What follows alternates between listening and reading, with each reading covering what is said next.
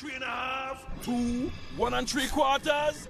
Yes! This task was appointed to you, and if you do not find a way, no one will. I'm saying this more as like existentialism, you know?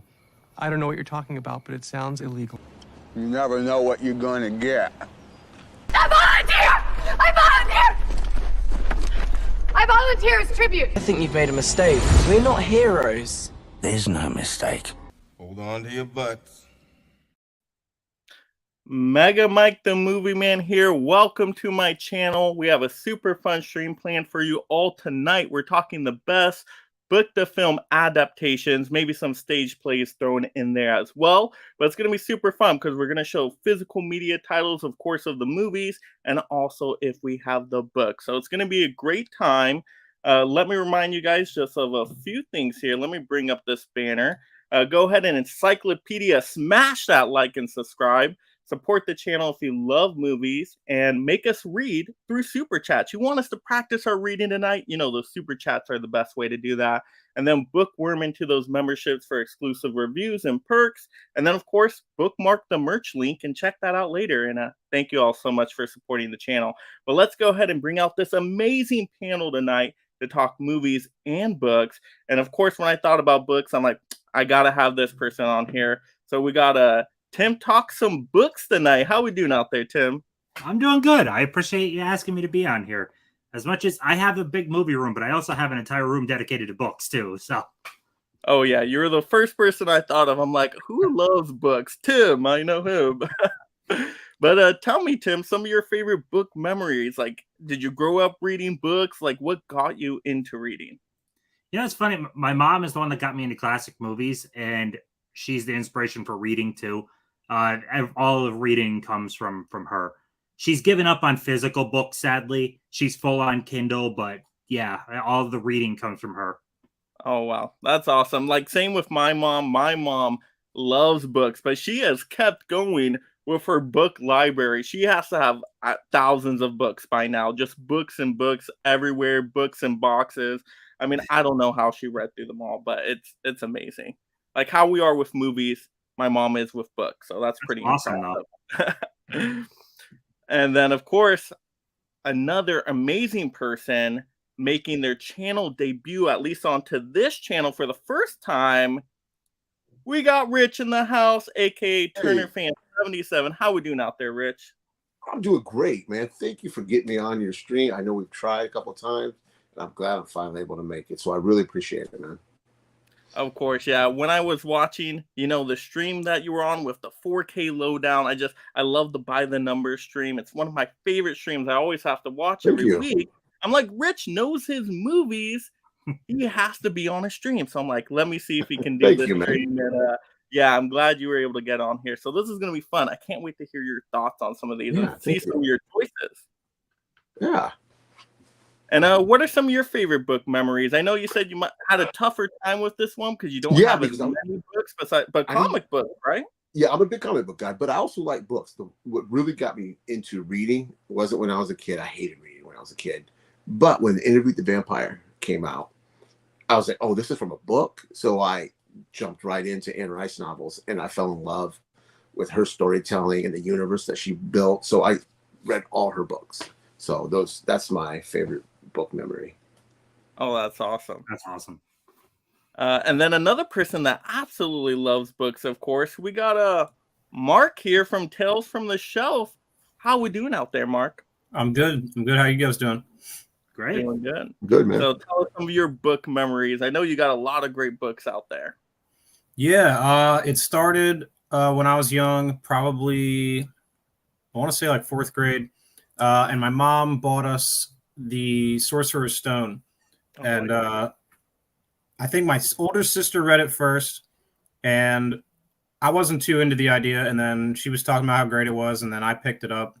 And really, I can attribute my love of reading to that book alone, because I read that and I was like, is there another one? And there was. And I kind of went down that journey. And then also my mom had this big shelf in the living room when we were kids filled with Stephen King and Anne Rice, John Grisham, Dean Koontz, all that stuff. And the spines were very alluring to me. They had like that cool font and stuff. And I'd take them off and look at the cool hand-drawn illustrated covers, and I was like, what are these books about? And then I would start reading some of them. So it started, with that. Oh yeah, I mean, Sorcerer's Stone, the Harry Potter franchise, such popular books growing up. Everybody was talking those. Not even people that just loved books, but you heard about it everywhere.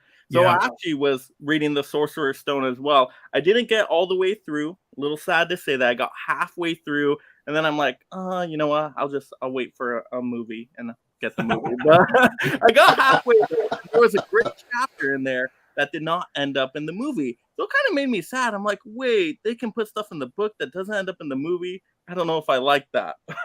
Yeah, well, it's hard to adapt some of those stuff, but that's awesome, man. Harry Potter got entire generations of kids into reading, to this, like my nephews are picking them up now. So it's really cool to see how sort of timeless these things can be. Oh yeah, they're still going strong, that franchise. And then of course, we got Vin from Hard Copy Blues. How we doing out there, Vin? Good. This should be a fun stream. I'm excited to talk some adaptations. I know you're also one of my go-to book experts, and you love collecting Criterion, and they're found at a bookstore, so it just fits perfectly. What are some of your favorite book memories out there? I was a big Goosebumps kid. Yes, Goosebumps. Forgot to mention that. Yeah. Yeah, I read a lot. I wish I still had them. I don't know what happened to them, but I had a pretty sizable collection of Goosebumps novels. So that's where I guess you could say my enjoyment of reading started. And I didn't read for the longest time. I'm 37 now. I got really back into reading when I was in my late 20s. I don't know what sparked it necessarily, but as heavy I am into movie collecting, there was a chunk of time, a few years, where it was same thing but with books. I was on eBay.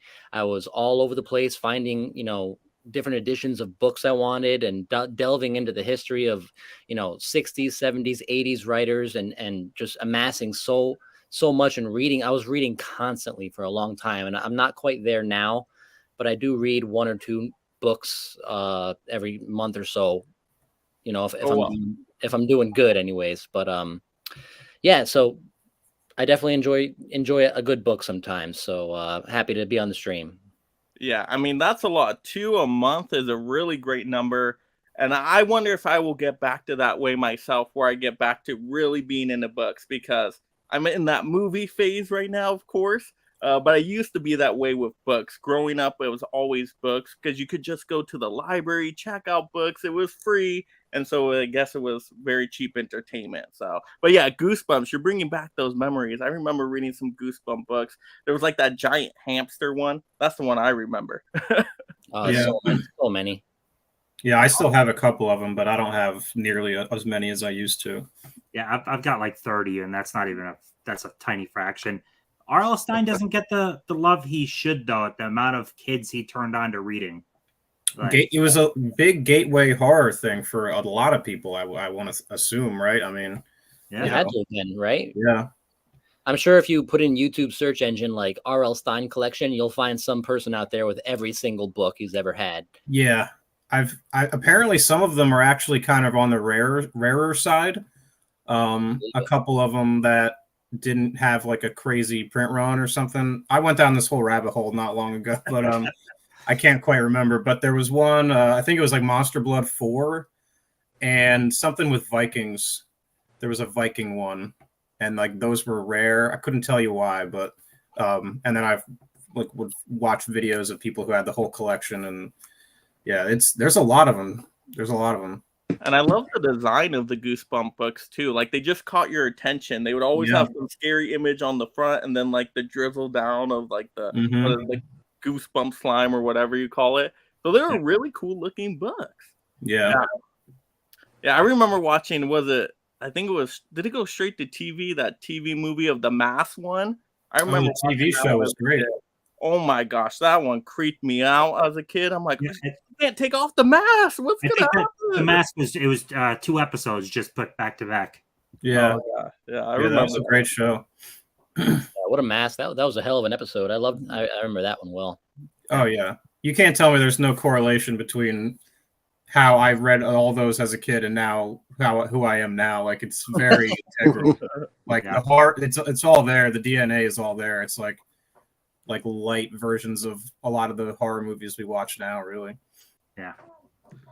All right, let's dive into some of these comments before we get to our first recommendation. We got Adrian saying hello. We got Huck's Pop Culture Cafe, greeting Mike, and what's up, Huck? Folks in the chat. Got Craig saying hello to everybody. And we got Jacqueline Horror saying, hello, my darlings. I'm so sorry I can't be with you guys on screen due to unforeseen work issues, but I can listen to you guys and hear your choices. Excited to see what you guys pull. Well, thank you so much, Jacqueline, for joining us here in the chat. And then my mom's here. So once again, my mom loves books. So this is going to be a great stream for her. All right, so let's get into our first book to film recommendation. So Tim, start us off here. All right. Sorry if I'm taking this from anyone, but a lot of times book to movie adaptations, a lot of stuff gets missing in translation, and the book is generally better. This is one where I'd say they're about equal. The Martian, the book and the movie are even playing. This book is freaking phenomenal. And Matt Damon captured Mark Watney the same as this book. I couldn't believe it. I listened to the audiobook, then read the actual physical, but hearing Will Wheaton do this and then thinking how Matt Damon did it, absolutely flawless. Like, I don't have any of you guys read The Martian? No, but I did just watch that like 4 or 5 days ago, the movie. Yeah. I hadn't seen it since theaters, and it's a lot like Castaway in like just the terms of like the the structure. But I have a friend who has read the book, and he says that it's very faithful to the book, which is always good to hear. It's what's funny is I saw the movie first and then read the book, and as the book is going on, I'm like, holy shit, the movie matched this. I'm like, they did an excellent job adapting this. I was shocked. So yeah, that's for awesome. anyone that liked the movie, great adaptation. How long is it? Can I see the thickness? That's how I gauge. Okay, that's doable. Yeah, that's very doable. What are we talking? We're talking 350 some pages. Oh, that's good. Yeah, yeah, that's very doable. Yeah, and actually, this author, I like his stuff a lot. He has another book called Project Hail Mary that was awesome. I think it was maybe supposed to get an movie adaptation. I don't know if that's still happening, but Project Hail Mary, great. So yeah, if you like sci-fi, this dude is a great author. He puts a lot of research into his stuff. Like a lot of stuff in here, he did years of research leading up to it. Like it's not all just pure fiction. It's kind of based in actual science, which is cool. Yeah. I kind of got that impression from the movie. It's very fresh in my mind. As I said, I just watched it. So yeah, it seemed like they had a lot of attention to detail in as far as, how long can he live, if he does this and if he rations and, being able to grow the whole sequence where he's growing the potatoes and he's doing the whole irrigation system. It's just, I love that kind of stuff where it's just a guy figuring out a problem and it's like the trial and error of it all. And you like really watch him go through the process. Yeah. So good. Yeah. I haven't seen the movie in a while, but it was great from what I remembered.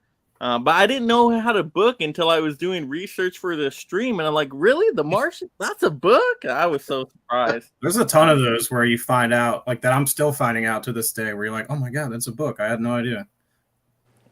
Yeah, it's good stuff. All right. And Rich, what do we got? All right, this is going to be an easy one for me. I've never read the book, okay? There's only, out of my stack, I've only read one book, okay? So this is kind of cheating. But my first pick is The Jungle Book. I remember seeing this, my dad taking me to see it in the theater, and just recently I found out it was a book too. I didn't know that either. I love the animation in this book, in this movie. So yeah, this is my first pick. I think I've seen this movie probably at least 100 times. That's a cool looking edition. I've had this for a while. I don't remember where I got it. Yeah, that's a classic. I love I didn't even know it was a book, but I should have known. The Jungle Book. I know. I didn't think so either. Yeah. That's right. The name. I mean, the animation in it's just fantastic. I miss that old school animation style. Yeah, the hand drawn. That's one of my favorite Disney movies. Period. I used to watch that a ton growing up. Yeah, It's so good. Did you like the live action at all? I haven't seen it. The live action is solid. I've like heard it's good though. Yeah. Like of the live action remakes they've done, I hear that that's actually one of the better ones. Yeah, So it's they not do a bad. good job. Nice. Yeah, that was my Yeah. pick. Yeah, that's a live action one I still need to check out. Never saw that live action one. But I love the classic. Great Mhm. music. Great Oh, that music. music was big for me So as a good. kid, yeah. Mhm. Yeah. All right. And Vin, what do we got? I'm going horror route here, and I'm going American Psycho by Bret Easton Ellis. Oh, nice. Fantastic. It's a bit of a tough read because the style of the way he writes this, you're so ingrained in the character of what I'm drawing a blank on it, Patrick Bateman. You're so deep in his psyche as you read this, and he breaks down every single little nuance. He's such a extreme narcissist, crazy bastard. Like you get a sense of that in the movie, but it's like times 5 in this book. So there's a bit of a repetitive feel when you're reading the novel because he just breaks down every little thing to such a minute detail. But nevertheless, it's a very powerful, powerful book. And most of the times, the book is better than the movie. And I would say it's pretty close, like Tim was saying with his pick. But the movie does a fantastic job trying to capture that just crazy essence of that, psychopath, narcissistic personality of Patrick Bateman. So fantastic movie. Love the movie. The book is not for everybody. I'm going to say that. You're in for something if you want to read this book. It has some crazy scenes of graphic violence and you could say just sexual deviancy, things of that nature. But if you like the book and you want to kind of experience something, I'll say that check out the novel version. Nice. That's a cool pick. Yeah, I mean, you saying it gets wild in the book. I'm like, I thought the movie was pretty wild itself with some of those scenes. It gets even more in the. Oh my goodness! Wow. Okay. He just put out a new book recently, I think, right? Called The Shards, I think. Bret Easton Ellis. I have a friend who was telling me about it. It apparently was like his first book in like over a decade or something. I wanted to check it out. I don't know if any of you guys have heard of it. No, I haven't. No. All right. All right, to you, Mark. All right.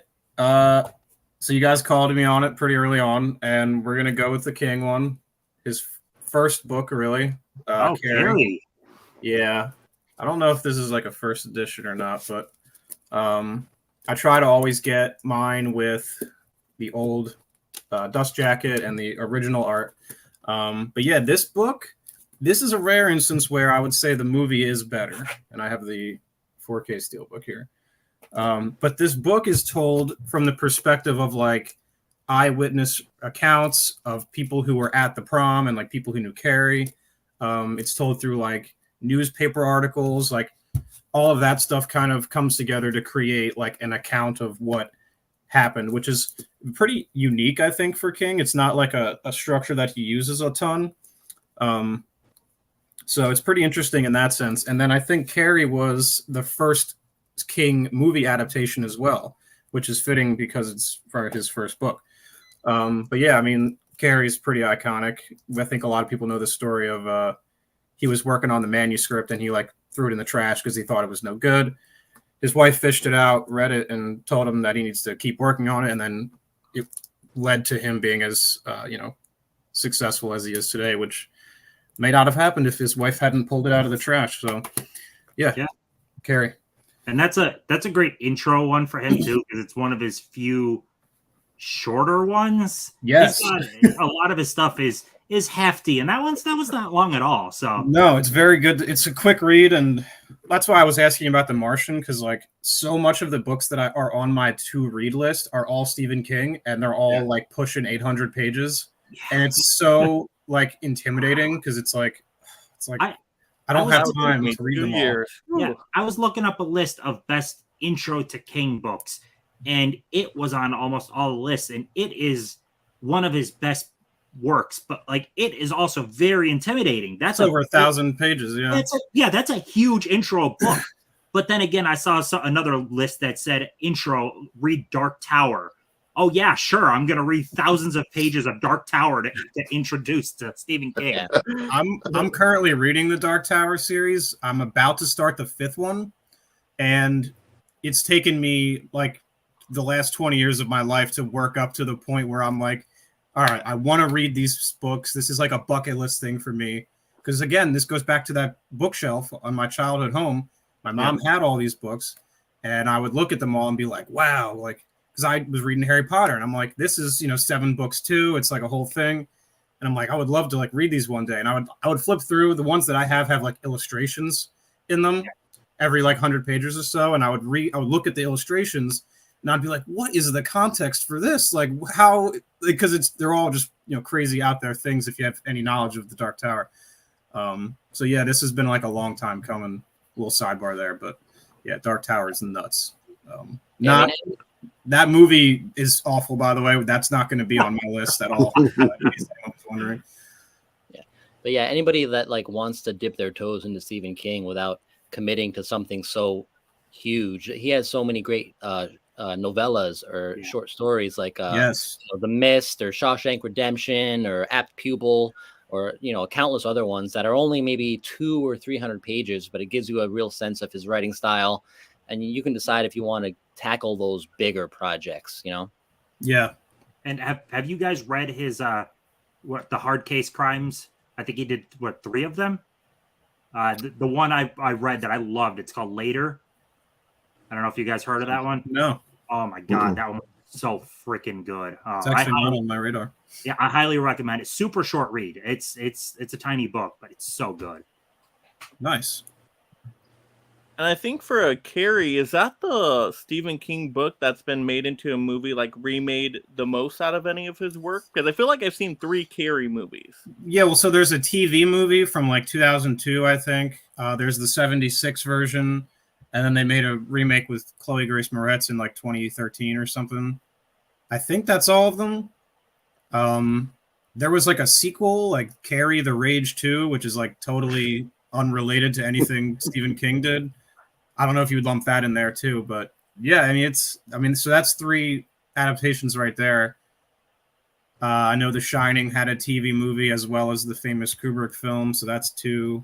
I don't know. Can you guys think of any more that have been adapted more than once? Well, a bunch of stuff had multiples, like even Maximum Overdrive had that and Trucks. Oh, Trucks was the name of the actual story. So, but yeah, I like Maximum Overdrive way more. So there's a Trucks movie too? Yeah, there's a Trucks movie. It was a TV movie, like Sci-Fi Channel or something. Was that before Maximum Overdrive? After. It's early 90s, maybe? Oh, well, that's when they were really getting into the TV movies with King. Yeah. The Langoliers is one I watched as a kid. So many. Golden Years, Tommyknockers, I think they did. Yeah, Pet Semetary's got a lot. Pet Sematary has the classic, it has the remake, and it has a sequel, Pet Sematary 2. Yeah. How many books does he have?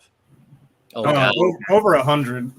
Oh wow! Hold on, give me 1 second. I gotta. And there's his name, but he also writes under Richard Bachman, right? Is that So Richard Bachman. So yeah, under that too. If we're not careful, this could turn into a Stephen King stream real fast. My mom printed me out this list last year of all of his books up until Billy Summers. So on that sucker. If anybody wants a picture. This became outdated pretty quick. She gave me another copy. These are the ones that I've read. It's a lot less. And these are the ones that I own. So I actually use this as a checklist. Because I eventually want to have all of his books with all the original art and everything. So that's great. It's a handy little resource. Cool. But yeah, this gives you an idea. And this is not even including like novellas and stuff. Like I was looking for The Mist. It's not on here. So I guess that's not included. So many of his movies even are, they're just short little stories like 1408. Things like that. Oh, that was fantastic. I love that on Hulu. Yeah, The Mist was part of a larger collection of short stories. Yeah, I think that was it was later collected in Everything's Eventual, which I actually don't have. I need to get that one. But yeah, it's a whole thing. Do you like his son's writing, Joe Hill? I haven't read anything that Joe Hill did actually. I have so much of his dad's shit to read that I'm like, dude, you are like not even on my radar yet. And that's not to say he's not a great writer. It's just it's so hard to prioritize the time to get to this stuff, you know. Joe Hill is good. He's really good. I saw the movie Horns, which I heard was good. The book, I mean. So that's pretty about the only exposure I have to him. Nosferatu, that was good. Yeah, I heard that was cool too. It's sort of like a modern interpretation of Nosferatu, right? Yeah, that's cool. It was cool. Yeah, this could really turn into just slash Hill stream. Let's switch gears here, guys. I mean, it is so interesting though how he has so many books, but it feels like they remake the same movies over and over again out of like what, a handful, like 20 or so. I was looking at, because one of our criteria we're going to talk about later is a book that we'd like to see turn into a movie. And I was looking at All My Kings and I was like, there's a lot of these that haven't been touched yet. One that I was thinking about in particular is Revival. Have you guys ever read Revival? I have it upstairs. I never read it yet. It's so good. It's one of my favorite modern ones that he's written. I say modern, I think it was like almost 10 years ago now, but it's more modern than his like 70s and 80s stuff. And it's very good, and I think it would make a really good movie. So, all right. So now moving a little away from Stephen King here. Yes, we got going back to my childhood. I don't have a lot of books to choose from, so I kind of had to work with what I had here. But we got, of course, yes, Roald Dahl, Charlie and the Chocolate Factory, right? Nice. Yeah, Willy Wonka and the Chocolate Factory. I love this book as a kid. I mean, just tons of whimsical fantasy, just kind of inspires the imagination out there. And then them adapting it to this kind of movie is so fun. I mean, the music in here is great. The acting, I mean, it's just a great time and it's perfect for the whole family. And then, of course, you got the remake in there with, the Johnny Depp, Tim Burton one, of course. So I'm going to give that one a rewatch. I've only seen it one time and I was pretty disappointed with my one-time watch. It's more closer to the book. So, I mean, if you really want something that's very close to the book, the Tim Burton one is more spot on. But it goes back to adaptation, and sometimes you don't want to put everything that's in the book into the movie. So I think the Willy Wonka one is actually a lot entertaining. It's just a more well-made movie, in my opinion, even though it's a little bit different with some of the scenes. But now they're doing another Willy Wonka one, right? With Timothy Chalamet coming out. So we're getting a lot of Charlie and the Chocolate Factory stuff out there. So, I mean. So one thing I'll say, and people have different views on this, whenever something gets readapted from a book, I never personally look at it as a remake. And I always like, whenever people are like, oh, God, they're remaking this classic, I'm thinking it's someone else deserves, if they want, a chance at another crack of the book. Like they're not touching the movie. It's based off of the book. So someone else could have a completely different interpretation of the source material and come up with a different movie. It's like, I never think of new book adaptations as remakes. Like if they do Jurassic Park again, it's not a remake of the 1993 movie. It's just another adaptation of Jurassic Park. Hey, good point. Yeah. We got to think of a term. What would we call that? Like just a readaptation? That's what I consider. Yeah, just a readaptation. Yeah, I think that comes from just people not like realizing that it's from a book. Like this wasn't like, I'm sure a lot of people know that Jurassic Park was a book first, but I'm sure there's also a lot of people who didn't know that. Same with like something like Jaws. I would say those are like the two most popular, right? Yeah. So. Yeah, I'm excited to see though what they do with this new one. The trailer looked decent, at least from what I could tell. But I wonder what they're gonna do now because Isn't it has to be way different. It feels like they've already had a true adaptation to the book very closely. They already did something a little bit different with the Willy Wonka one. This one looks way different. Like they got a chocolate cartel in there now. I'm like, wait, what's happening? So it's a way different spin on this. This doesn't seem to be taking anything. I mean, I've never actually read the book, but this seems to be something totally different. Something that wasn't in the book, I'm assuming. Oh yeah, definitely not, because this new movie, at least from what I can get from the trailer, is talking about I guess him starting out, like even with it's not like even into a factory, like just beginning. opening up a chocolate store and dealing with the chocolate cartel there and all. It's almost like a mafia movie, but for chocolate. I don't know. But I have a prediction for the post-credit scene of that movie, if there is one. It's going to be him starting the prototype for the everlasting gobstopper. That's my prediction. Ooh, that'd be pretty cool. Yeah, I think that's what they're going to do. They're not going to be able to help themselves. They're going to have some connective tissue to the 70s film with Gene Wilder. So, well, if they're gonna dig that up and rehash it and put in theaters again, it's good that they're doing something that the other film didn't do and dig into his backstory, because otherwise it has no point to exist. That was another point too that I was going to make, was like, if you are going to readapt something of a specific source material, go a wildly different direction with it, because otherwise, like, it's just derivative, and who wants to see that? Especially on the third time around, like once you get to number 3, it's like, okay, fine, just do whatever. Yeah, have fun with it. But yeah, it's a great book, easy read, read it as a kid. I mean, just very quick read if anybody wants to go back to it. I know it's more, I guess, targeted towards children book reading, but hey, it can still be fun. But yeah, Roald Dahl, that was my go-to author as a kid, so loved all of his books. All right, let's check into the chat here. We got Draculina Horror says, love that choice. Jungle Book is one of my favorites too. Thank you. Robert T says, hope all is going well. I love The Martian. I'm an apologist for John Carter. Laugh out loud. I love The Princess of Mars better, but I do enjoy John Carter. I know I'm lame. Keeping up the great work, fellas. I heard good things about John Carter, but I never seen it. What'd you guys think of that? I liked the movie. I never saw it. I had fun with it. I know it was like a famously historic flop for Disney, like huge marketing campaign apparently. I remember seeing ads for it, and then it just did not do well. That's all I know about it, though. Yeah, that's what I heard about it too. But I heard it's underrated, so I got to go back and check it out. Draculina Horror says live action is the only one I loved out of all of them so far. For Jungle Book, not even the classic. Draculina says, I agree. Vin was one of my choices as well. Excellent book. Nerdy Film Girl saying, hey guys, great panel. Happy Tuesday. Draculina says that's an awesome mark. Thank you. Master of all movies, Presswood DVD collector. Hey, Mile Rich and everyone. And then Michael's here saying hi to everyone. All right. So now we're into our second book, the film recommendation. All right, Tim, what do we got?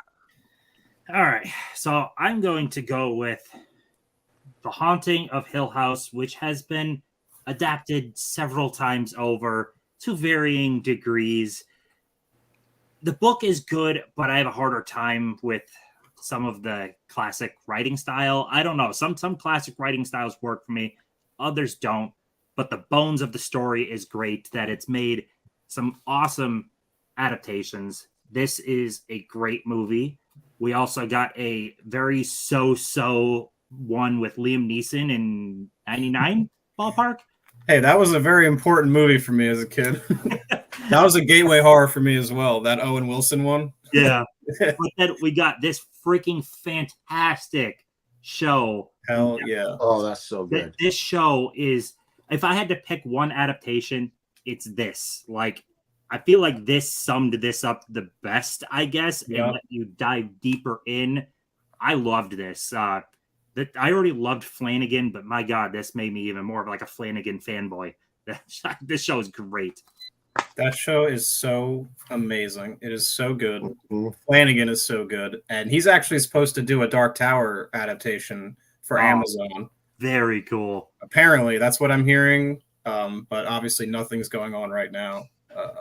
But yeah, isn't The Innocents also based on that as well? Or am I thinking of something else? Oh shit, I didn't see that. So if that's another adaptation. Or like maybe I'm thinking of The Turning of the Screw. Is that what I'm thinking of? There is The Turning of the Screw, which has multiple adaptations also. I think that's what I'm thinking of. Never mind then. There's a lot. They all kind of get. Yeah. But for anyone that wants to read it, it's a short one. That's not a big book at all. But it's a great pick.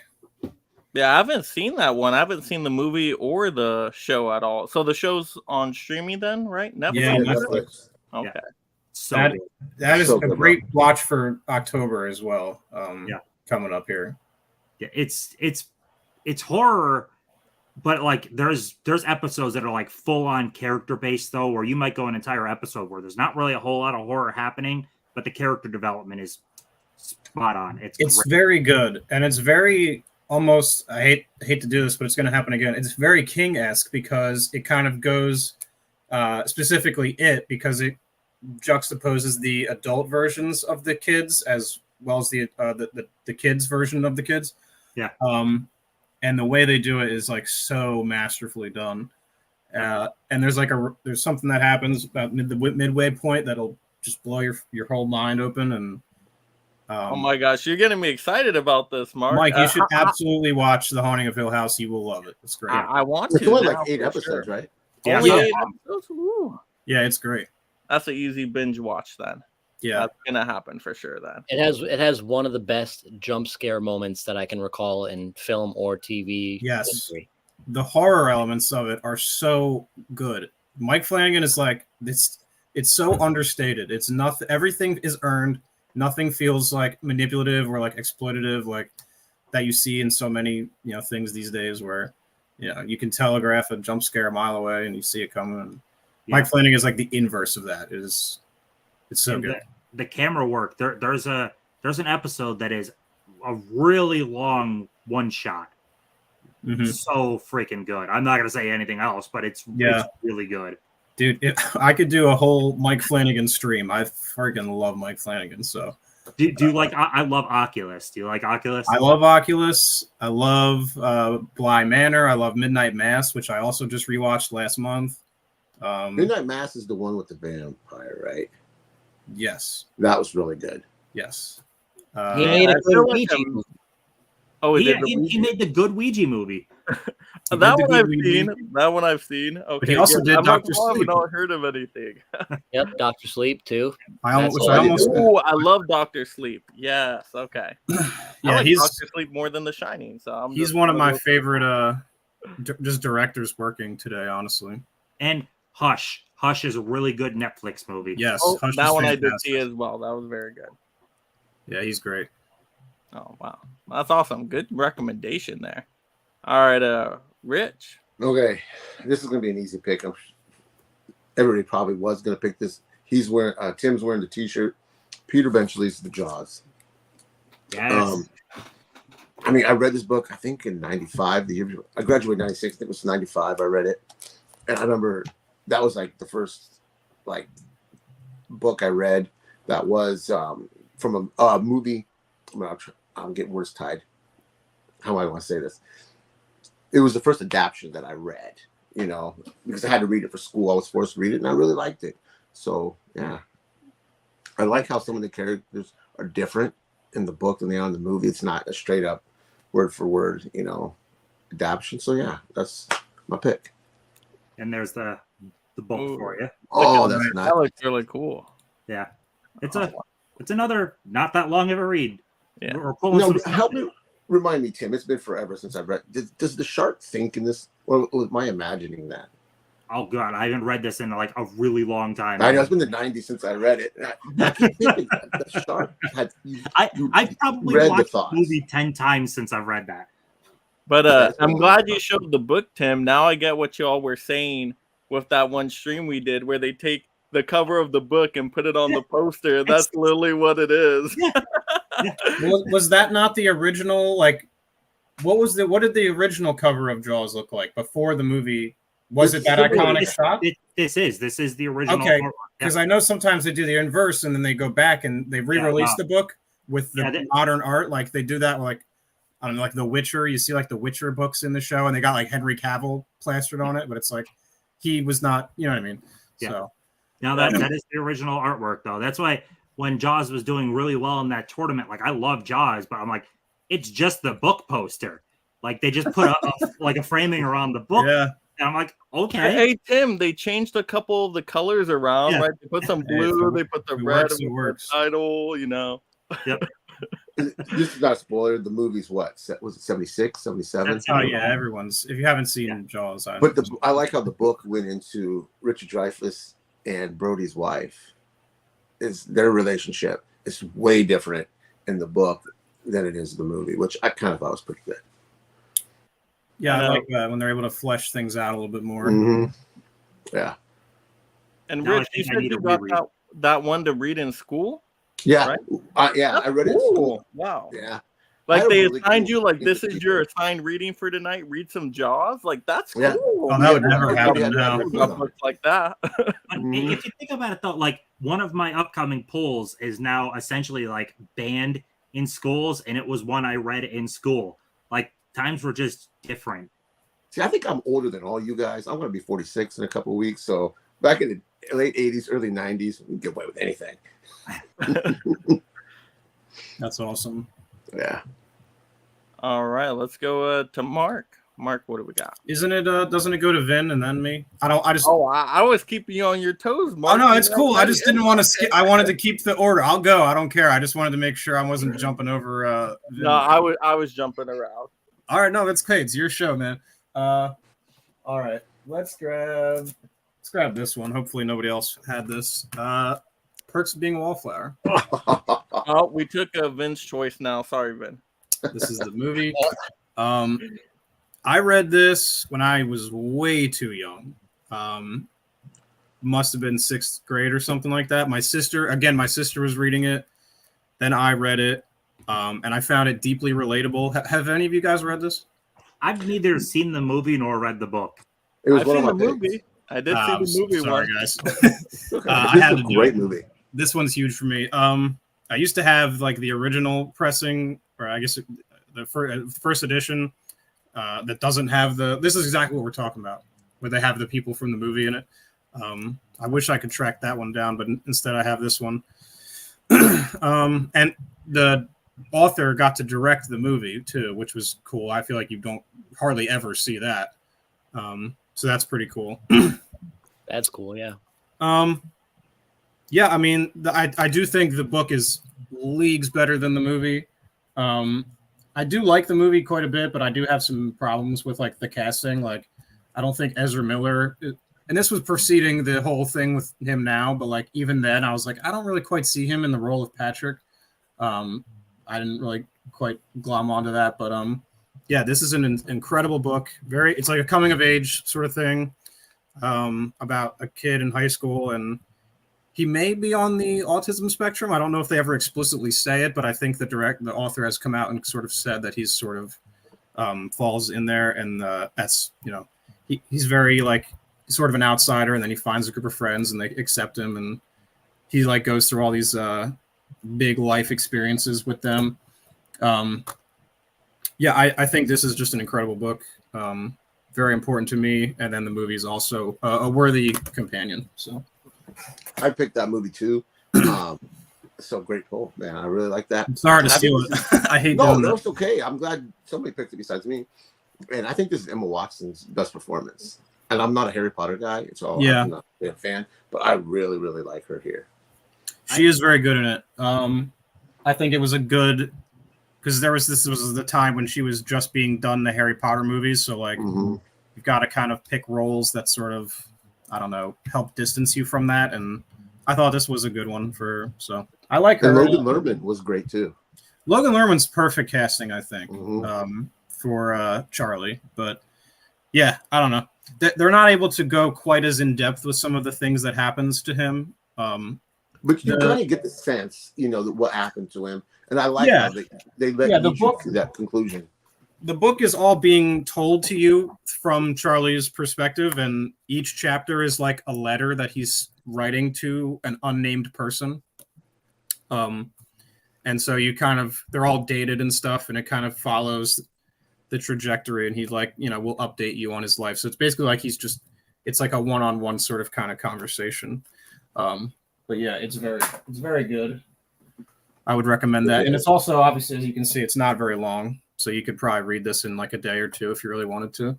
Ooh, you're a fast reader, Mark. A day? That is very easy for, like, this is nothing. But then, you know, some of my other books we'll pull here are like 800 plus pages. Oh my gosh.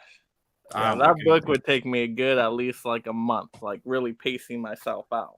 That's the bane of like being a Stephen King fan, is like the dude likes to write, and he does not like to edit his stuff. Like he's famously been sort of like accused of being like overwriting, and it's like, you know, it's who can say if it's necessary or not, but like a lot of the stuff it's just like fluff to some people, and it's like you can trim this down, but he doesn't do that. So what's everyone's thoughts then on, so say Mike, if you write a little bit slower, how are you about like audiobooks? See, I need to try audiobooks. That is something I've been so curious about trying. I think I would love audiobooks. You absolutely would. So there's always that in the like reading community, the whole, is it reading? Is it not reading? I consider it reading still, because in the end, you're still consuming the same exact information as what's on the page. But certain books you can get through, I guess, easier with an audiobook. Like some of the stuff, the people reading it will actually like do different voices and kind of make it almost like it's like a podcast in a way. It's pretty cool. Yeah, for sure. With it, you guys were talking about it. It's super, super long. And a few years ago, I started it and I read maybe the first 400 pages, but I kind of fizzled out. But I downloaded the audiobook because if you sign up for Audible, it's an app, Audible. When you sign up for Audible, they give you like 1 or 2 free books to download.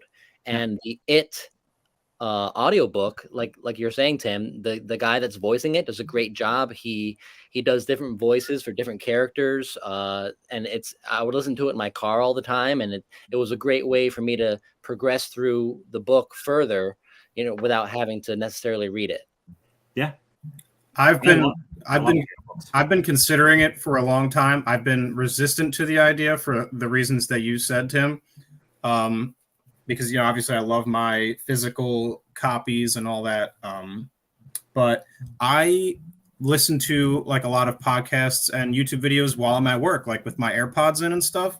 So, and I have a friend who does the same thing, and he has gotten through tons of Stephen King stuff while he's at work. And honestly, I'm kind of jealous, because I'm like, yeah, I could be doing that too. But I just haven't done it yet. I feel like it would be honestly the only way I'm going to get some of these things read at this point, because at this point in my life, you know, movies and work takes up so much of my time that it's hard to read the way I used to when I was younger. It is inherently, though, a different experience. You're still ingesting this author's work in one form or another, but it's still different to sit down and turn the pages. It's not really, you can't really get that in any other way for me. Yeah, no, I agree. And then also I could, if I'm really going, like I can read faster than the audiobook, because the audiobook is the audiobook and the length is the length, and it's going to take as long as it takes to get through it, like hours wise.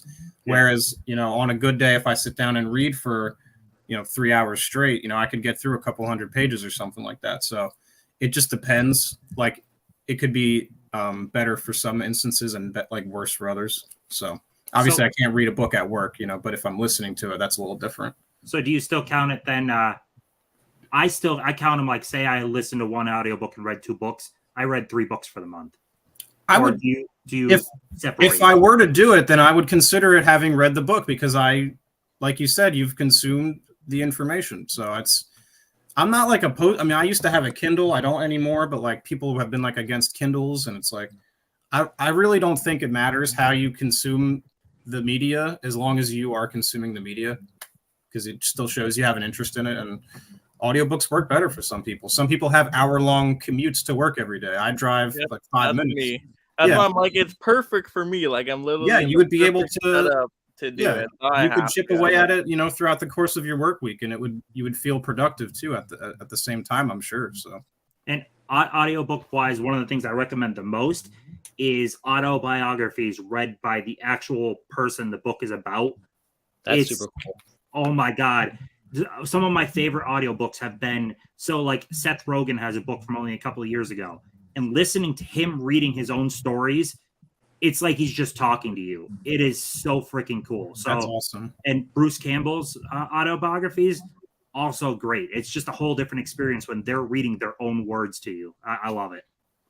Yeah, I'm on the precipice. It's just been hard, like I said, lately, but I do want to start reading more, and I think audiobooks might be the way to go. So I'm headed that direction slowly but surely. Now I gotta Yeah, reach out to Audible and be like, you gotta sponsor this stream episode. I mean, Yeah, they should give Keep in mind- Vin a sponsorship here for promoting the service. My friend told me about that too. How you get, if you have it for you get a free credit every month for a free book. Yeah, he was telling me. So I will say, keep in mind library though. You can rent out audiobooks through apps, like not needing to go to a library. Like there's a app called Overdrive, and there's some other ones. You can just rent out audiobooks from right from your phone. Interesting. Yeah, lots to explore there. All right, so the Vin. audiobook.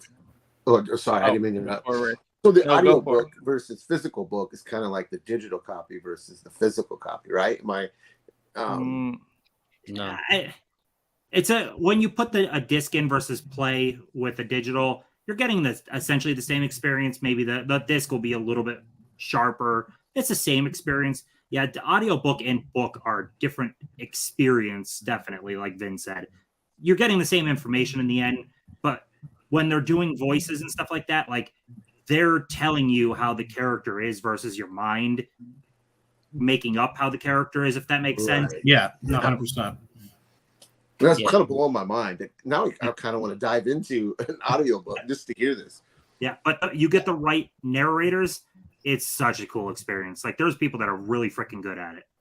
Yeah, an audiobook versus reading, they're similar because you're not watching anything, so your mind is creating the picture in your head. But the book is the purest form because there's nothing influencing it except the words and your own mind. Yeah. You're not influenced by a voice or anything. So, but they're similar. That's pretty cool. Now you guys kind of turned me on to audiobooks. Yeah, I could keep going, but I want to get to Vin's pick here. So all right, Vin. There's a lot to talk about, man. It's good stuff. All right, so this is one of my favorite authors. Recently passed away. Rest in peace to Cormac McCarthy. I could have had half my list Cormac McCarthy novels, but I picked one that I think the film did an excellent job capturing the bleakness of this novel, capturing the novel. That was one of my criterias. I want the movie to catch the essence of the novel, and this one did, and that is The Road. Ooh, wow, man! If you've seen this film, it is dark, it is sad, it is gray. It's not exactly something you want to watch on a Friday night with your friends ever, but it is an experience. And the film with Viggo Mortensen and Cody, whatever that kid's name is, very, very bleak film. And it's very true to the novel. The novel is the same way, but as the case with all of these book to film versus, adaptations, the book just is able to do so much more. It can delve deeper in every sense. It can give you more in every scene, in every chapter of the book that the movie, no movie can do that. You take a Stephen King movie, Stephen King book, sorry, any of these longer books, it's impossible for a movie to capture everything. So if you really enjoy a film like The Road or like Pet Sematary or whatever it might be, chances are the book you're going to love too if you can sit down and actually read it. But this is the case for this one. The film is great. The book is great. It's not a fun read. It's kind of depressing, but it's engaging throughout the entire thing. So if you like The Road, if you like Cormac McCarthy, and if you've never actually given this book a chance, it's not that long. We're looking at 280 pages, and the font is actually kind of big too. Yeah, nice. I got to get to that one. The movie is great. Never read the book. Yeah, I've never seen the movie, so I need to at least check out the movie. Yeah, I've been hearing about that movie for a while, and like you said, Vin, I heard it was exactly the way you described it, and I typically find it hard to put those kinds of movies on, even though I know I'll really enjoy them ultimately at the end of the day. But like you said, they're not fun watches. Similarly, like a movie I think of is like what's it called? Schindler's List. I haven't seen that movie. Yeah. I hear it's great, but I also hear it's very depressing. So I still haven't seen it. And that is similar. Yeah, you have to mentally put yourself in the right headspace. Like the movie, I don't know if anyone saw the movie The Nightingale. Fantastic movie, but like I can't rewatch it. I own it just because I loved it, but like I can't put myself back in that headspace. Certain movies, it's hard to get back to that. A lot of the best movies are that way. It's not something you can just casually throw on. Yeah, that's a great pick. All right. Well, for my choice, we'll go to something that definitely has rewatchability. Anybody can throw it on. The whole family, of course. And the Steelbook just came in today, so I haven't even watched the 4K. But, we got the Matilda, of course. Nice. Amazing Steelbook. But yeah, Matilda, once again, going back to Roald Dahl, my favorite author pretty much. Just as a kid growing up reading those kinds of books. Matilda was great. It was so fun. It was so entertaining. I'm trying to remember. I thought it was pretty close to the movie, but it's been so long since I've read it. I don't know if they changed much of it. But the movie is great. I mean, the chocolate cake eating scene, you can't do better than that, right? The Trunchbull, the javelin. I love that movie. Yeah. Didn't they go back and try and change that novel and kind of censor it because of certain terminology that's deemed, not appropriate in 2023? I don't know. I didn't know that. I think you're right. I think I read some about it. I'm not sure if it was Matilda, but it was definitely a book from that author. They went back and made ridiculous changes because it wasn't, socially inclusive in some strange way.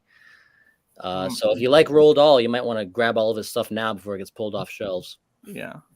I know going back through the BFG, I think it was not too long ago, there was like some terms in there that I'm like, whoa, they got away with that. But I'm like, I still wouldn't change it though. I mean, that's the book. I mean, that's the art. You keep the book. I mean, it is what it is. Right? It is. It's like the French Connection again. The Broadway show was great. Loved the Broadway show. Oh, look at that. That's great. I love Matilda is so good. Like you picked one that I didn't have it in my pile, but I thought about it because it really that touches at my childhood. That movie came out at like just the right. What is that year? Like I want to say like 96 ballpark. I want to say it was 95. I just watched it for the first time. What did you think about it as a first time watch? I liked it. I think I would have loved it had I seen it as a kid, like a lot of people have. It's funny. It became a whole thing at my job. I told this girl that I work with that I had never seen it, and she lent me her DVD copy to watch. And I think I had it for like 2 weeks before I actually finally watched it. And every day at work, she would bother me. Did you watch it yet? Did you watch it yet? And then it got around to other employee coworkers, and they're all, she's like, you haven't seen Matilda? You haven't seen Matilda? And I was like, no, I haven't seen Matilda. And, but I liked it. It was good. I mean, it was directed by Danny DeVito, which I thought was pretty cool. I didn't know that he had ever directed a movie. And I haven't read the book, so I don't know how true it is to the book, but it was a fun watch. I enjoyed it. I'm glad you liked it because for me, I thought about it as it's one of those movies more steeped in the nostalgia. Like I grew up with it, I love it, and I watched Sue's video today where she picked up the stuff and she picked up Matilda and she said she hasn't seen it yet. And I'm thinking, I hope you like it, Sue, because I don't know as an adult going in how much you're gonna like it. How does that play? As an adult, because like I have movies that I've seen as a kid that I really love, and then you go back and watch them now, and you still love them because of that association, but you wonder where it would be had you not seen it as a kid. There's always sort of that relationship there. Well, I mean, I love the movie so much that when I went to go check out the streaming one they did not so long ago, I could not get into the streaming one. How were you with that one? The streaming one is based on this though. Yeah, I could not do it. I tried it. I couldn't do it. I'm like, it's so not like the movie I remember. Yeah. I loved it. I've never seen it. Rich, you've never seen Matilda? No, I have not. That was the reaction I was getting by all my coworkers, dude. It's like such a go-to family movie, like especially in the 90s. It's just like I would watch that one on repeat all the time. The thing about that is, I'm sorry, Tim. Go ahead, please. I was just gonna say now, though, I don't know at his age if he would appreciate Matilda in the same way. That's the thing. Yeah. So like when we're kids, the stuff we have access to is what we have access to. We don't have all these options now. So you just saw the movies that you saw as a kid, and that's what you had. You had certain VHS tapes, and you would get more, but like at certain points, like birthdays, Christmas, that kind of thing. But for the most part, what you had was what you had. And I did not have Matilda, so I did not see it. until I was an adult, and that's just the way the cookie crumbles. So, and that's what I try to explain to my coworkers, but they weren't having it. They're like, you have to change this. You have to watch it. So, and I'm not upset that I did. I wish I had seen it as a kid. I would have probably liked it a lot more. So, yeah. All right, and Vin. Wait, are we on? No, we just went to Starting Vin. round three. no, yeah. Sorry. See, Yeah. that's why I should keep in order. You're right, Mark. It's your show, Mike. It always happens to me. No, we're gonna have Vin do the next, his whole list next. Never mind. All right, let's look at the comments real quick, and then let's see. What do we got? Michael saying, "I don't read books. I stopped years ago. I just love movies. I did read the first Harry Potter novel, and the movie was a wonderful adaptation. Yeah, I mean." From the half I read, it was great. Yeah, great adaptation. Jacqueline says, yes, Tim. Dolores Claiborne, Forrest Gump, Maltese Falcon are some of my favorites, but I never read the book. All right. We got Mel in the house, My Killer Podcast, saying, what's up, fellas? What's up, Mel? Howdy, Mel. All right. Yes, everybody's saying hello to each other. Jacqueline is saying Midnight Mass is underrated. Was pleasantly surprised with it and how much I loved it. I just rewatched Midnight Mass. It is one of the best things I've ever seen. Period. It is incredible, incredible. Michael saying I also like Doctor Sleep more than The Shining. Yeah, I love Doctor Sleep, but I also didn't grow up with The Shining, so I watched those pretty close together. And I'm like, Doctor Sleep's just way more like action packed, entertaining. You got all the mystical stuff to it. So I was all for Doctor Sleep. Yeah, Doctor Sleep had the unfortunate task of having to make a sequel to The Shining, but also an adaptation of a book. So he kind of had to walk a tightrope there. Yeah, definitely. Which was, I think it was really good, the end product. So, yeah.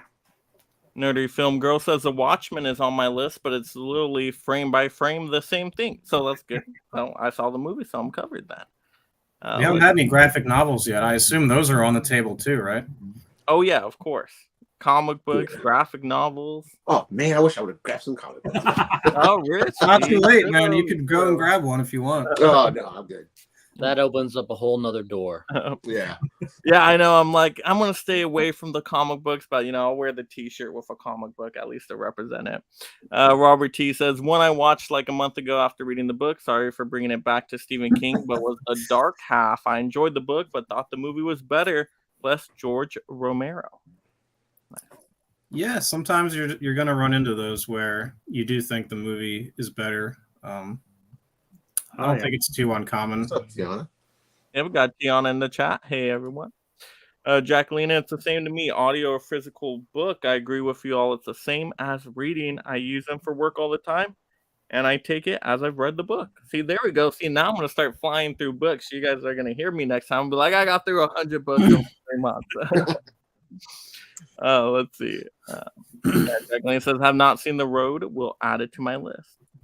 Robert says, I suggest The Road to everyone. I know I love the movie. It's fantastic. Haven't read book yet. That's a great choice. Nerdy Film Girl. Haven't seen The Road, but love No Country for Old Men. Got to watch it at some point. Yeah, I think No Country is the one everybody's seen from him. Yeah, that's the one I've seen. Michael says, I enjoyed Roald Dahl too. Yep. Jacqueline says, I read Banned Book. Matilda 96. Huck says, what? Tim with the playbill. Nice. Oh, I've got other ones, Huck. I'm a man of mystery. I like Broadway also. Tim is a very cultured man. Michael says, DeVito also directed Throw Mama from the Train, Hoffa, Death to Smoochie, War of the Roses. Holy shit. Yeah, I haven't seen any of those movies. One. I did not know Danny DeVito had such a prolific directing career. This is news to me. Yeah, Duplex is funny. Yeah, I like that's Duplex. awesome. Huck says, I've never seen Matilda either, but add it to the watch list. Yeah, so I guess that is that one where you had to like grow up watching it. I think so. Yeah. No, they were, I mean, the way people reacted when I told them I hadn't seen it, I mean, they were just shocked. It was like they couldn't believe it. I'm just like. But everybody has those, though. We all have those. Yeah, we all have those. Yeah. All right. Let's get on to now our third recommendation here, number 3. All right, Tim, what do we got? I want to say this has been great conversation, by the way. Yeah, I'm worried that we're going a little long, but I'm enjoying it. So as long as it's all right with you guys, I don't know if you guys have work in the morning or anything like that. I don't want to be keeping people, but I do, but I'm good. This is good conversation. Right. I'm enjoying this. Cool. All right, yeah, I just wanted to touch on that because that is a good point. I'm enjoying it as well. So I don't get to ever talk about this stuff. So So how about we go with some nonfiction with Midnight in Chernobyl, which oh my God, you guys might know as being adapted to the HBO show Chernobyl, which is so friggin' good. The book is dense, heavy information. It's not a fun read, but very informational. And they did a hell of a job turning it into a very compelling miniseries. I really liked this a lot. So these two go hand in hand. Obviously, much different experience considering this is the true facts and this is the entertainment version of the facts, but very, very good. my friends were all watching that when it was airing, like week to week on HBO, and I still haven't seen it, but I've heard nothing but good things. So good. That may be one I go back and revisit because it seems like, how many episodes is it? Do you know offhand? It's short, isn't it? 6 episodes? Five. It's a 5 there part. you go. Yeah, Are they all? Do you know the run times? I'm sorry, I know it's a lot of. It's 321 minutes total. I think they kind of slightly varied to an hour, slightly over an hour, that ballpark. That seems very doable. So. Oh yeah, it's a great. I think I binge watched. I mean, maybe it was over a couple days or so. Yeah, it's a real easy watch. So I should add it to my watch list. Oh yeah, for sure. It's really friggin' good. They did a really good job at telling you what happened and still making it. You still have to fluff things up some for entertainment purposes, but yeah, they did a damn good job. It's really good. Yeah, I agree, Tim. I think they did a good job, like you said, the informational side of stuff, but also made it entertaining and thrilling enough so you were engaged with what was going on. So yeah. All right, Rich. Oh, my turn. Okay.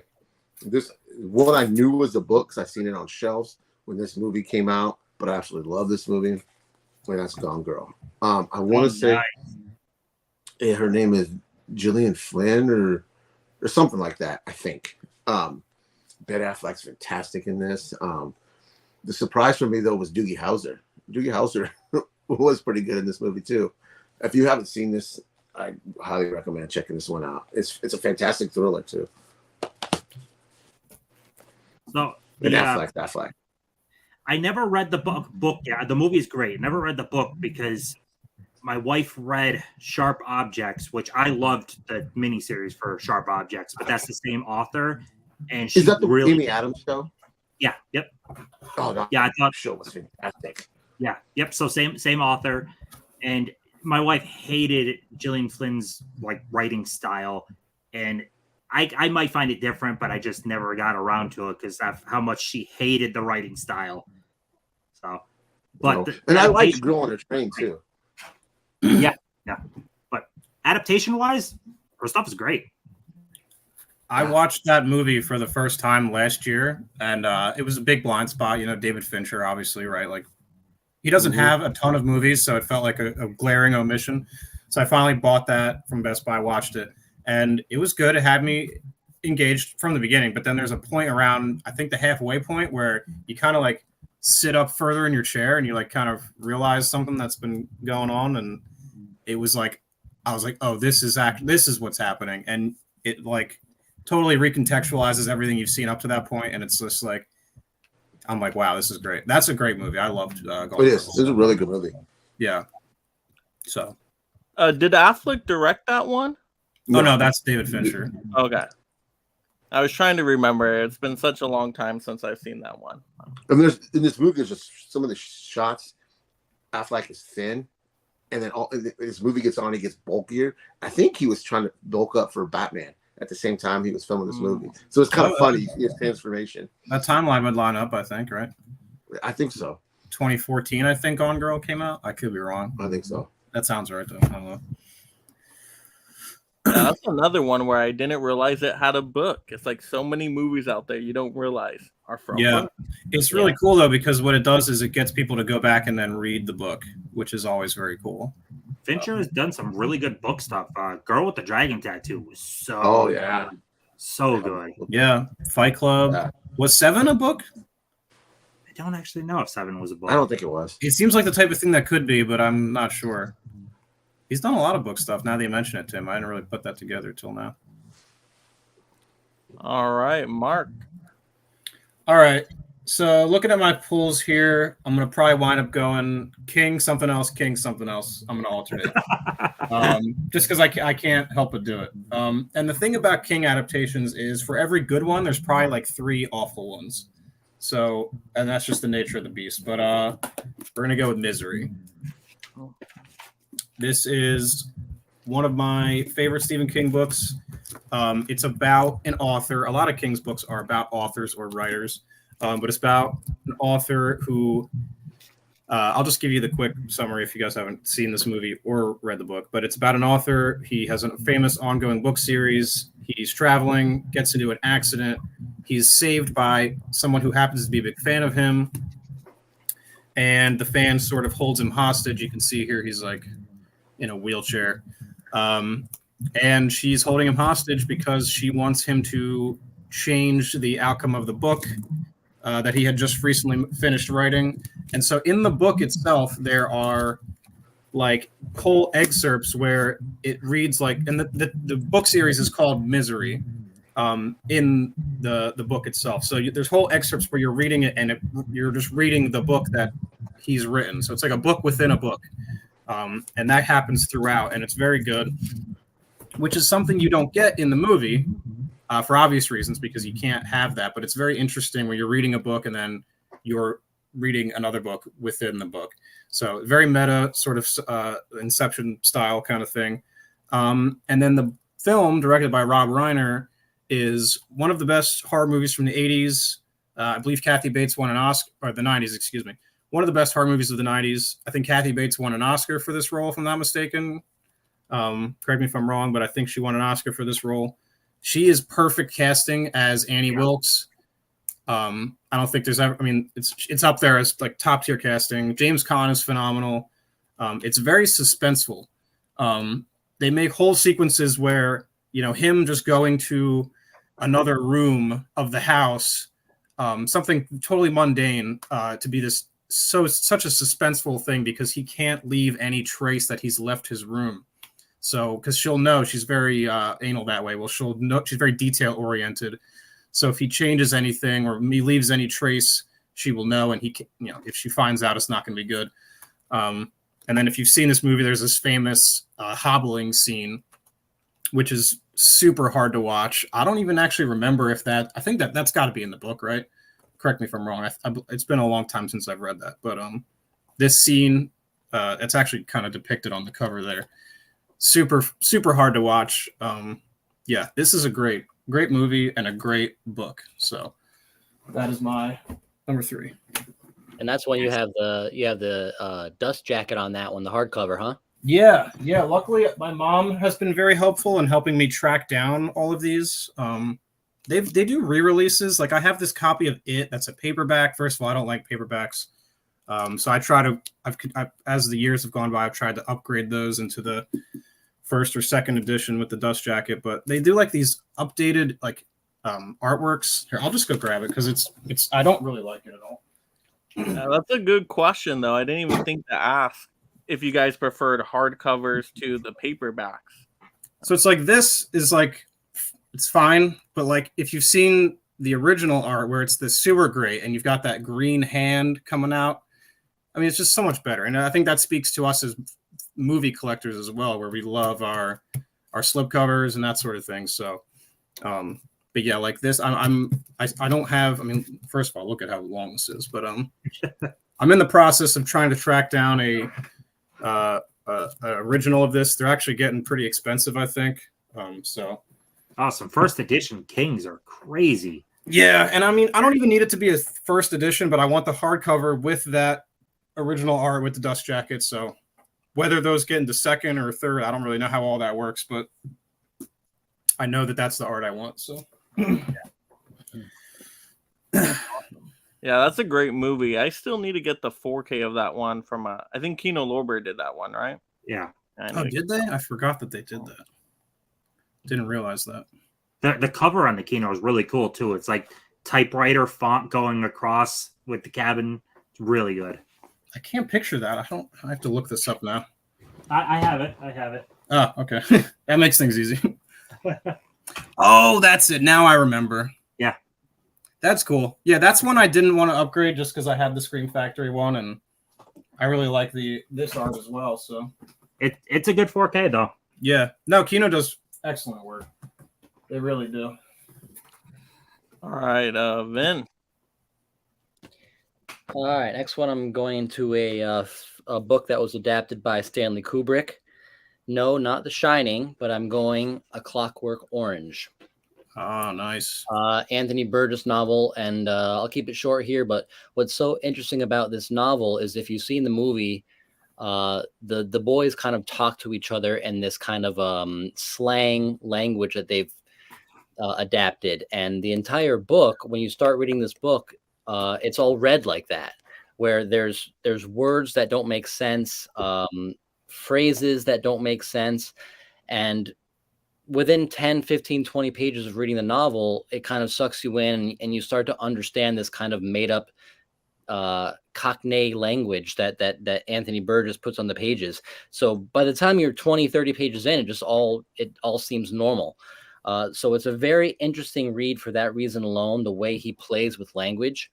But the novel is very short. You can see here, it's only about 200 pages.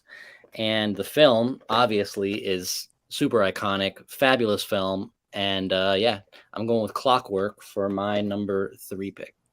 Oh, nice.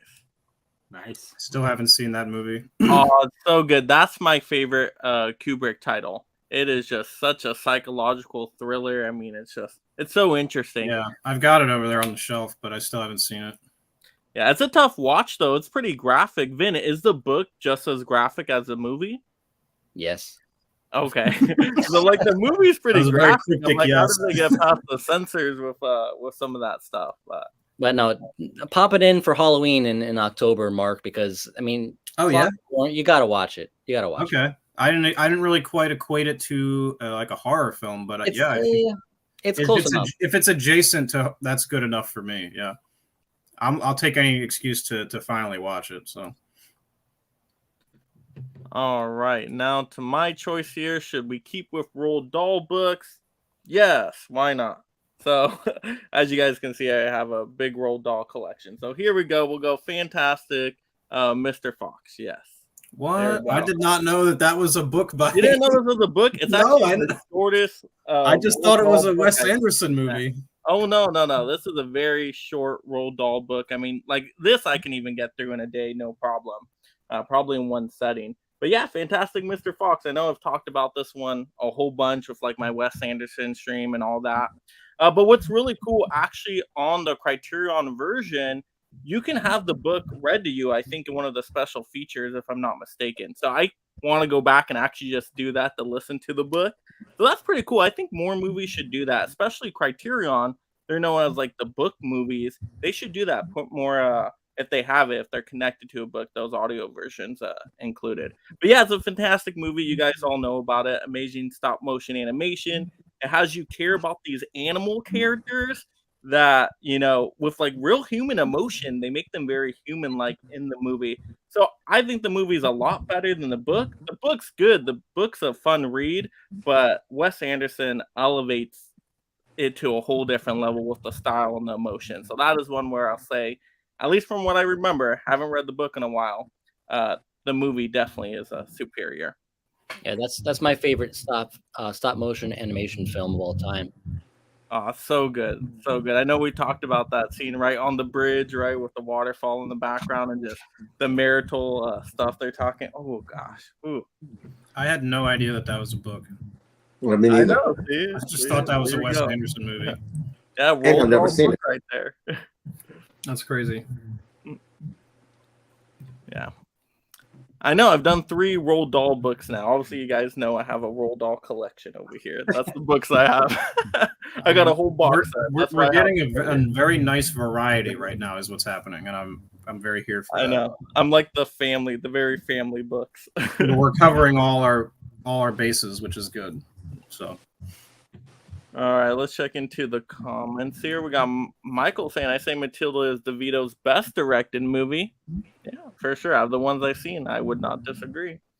Robert saying, got to go to bed, y'all. Be up at 4 a.m. That's coming up quick. Y'all stay blessed in the chat and on screen. Stay golden. Well, thank you so much, Robert. Have a good night. And then Michael saying, Mark, have you seen Dolores Claiborne? I have not seen that. I haven't read that book either. It's on my list though. I've got it over there. So. All right. So now we're on to our fourth recommendation here. All right, Tim, what do we got for number 4? All right, might shock you guys that I'm not saving it to last, but I'm going to go with Jurassic Park for a specific reason, and that is my top pick. I think the movie and the book are freaking fantastic. I like the movie way more than the book for this, and the general consensus is the book is better on this. Dude, the characters in this book I don't really like them. It's one of those cases where Crichton wrote the book and then Crichton co-wrote the screenplay, and I feel like he improved all of the characters from the book substantially for the movie. Like, in the movie, Sam Neill doesn't like kids, and then he ends up liking kids throughout the circumstances of the movie.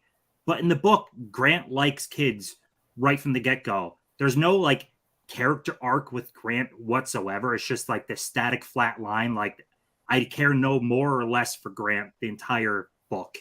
Hammond, I love in the movie. He's that lovable old man that just has his heart in the right place and made mistakes. In the book, he's a despicable bastard. Oh my God, he's terrible, man.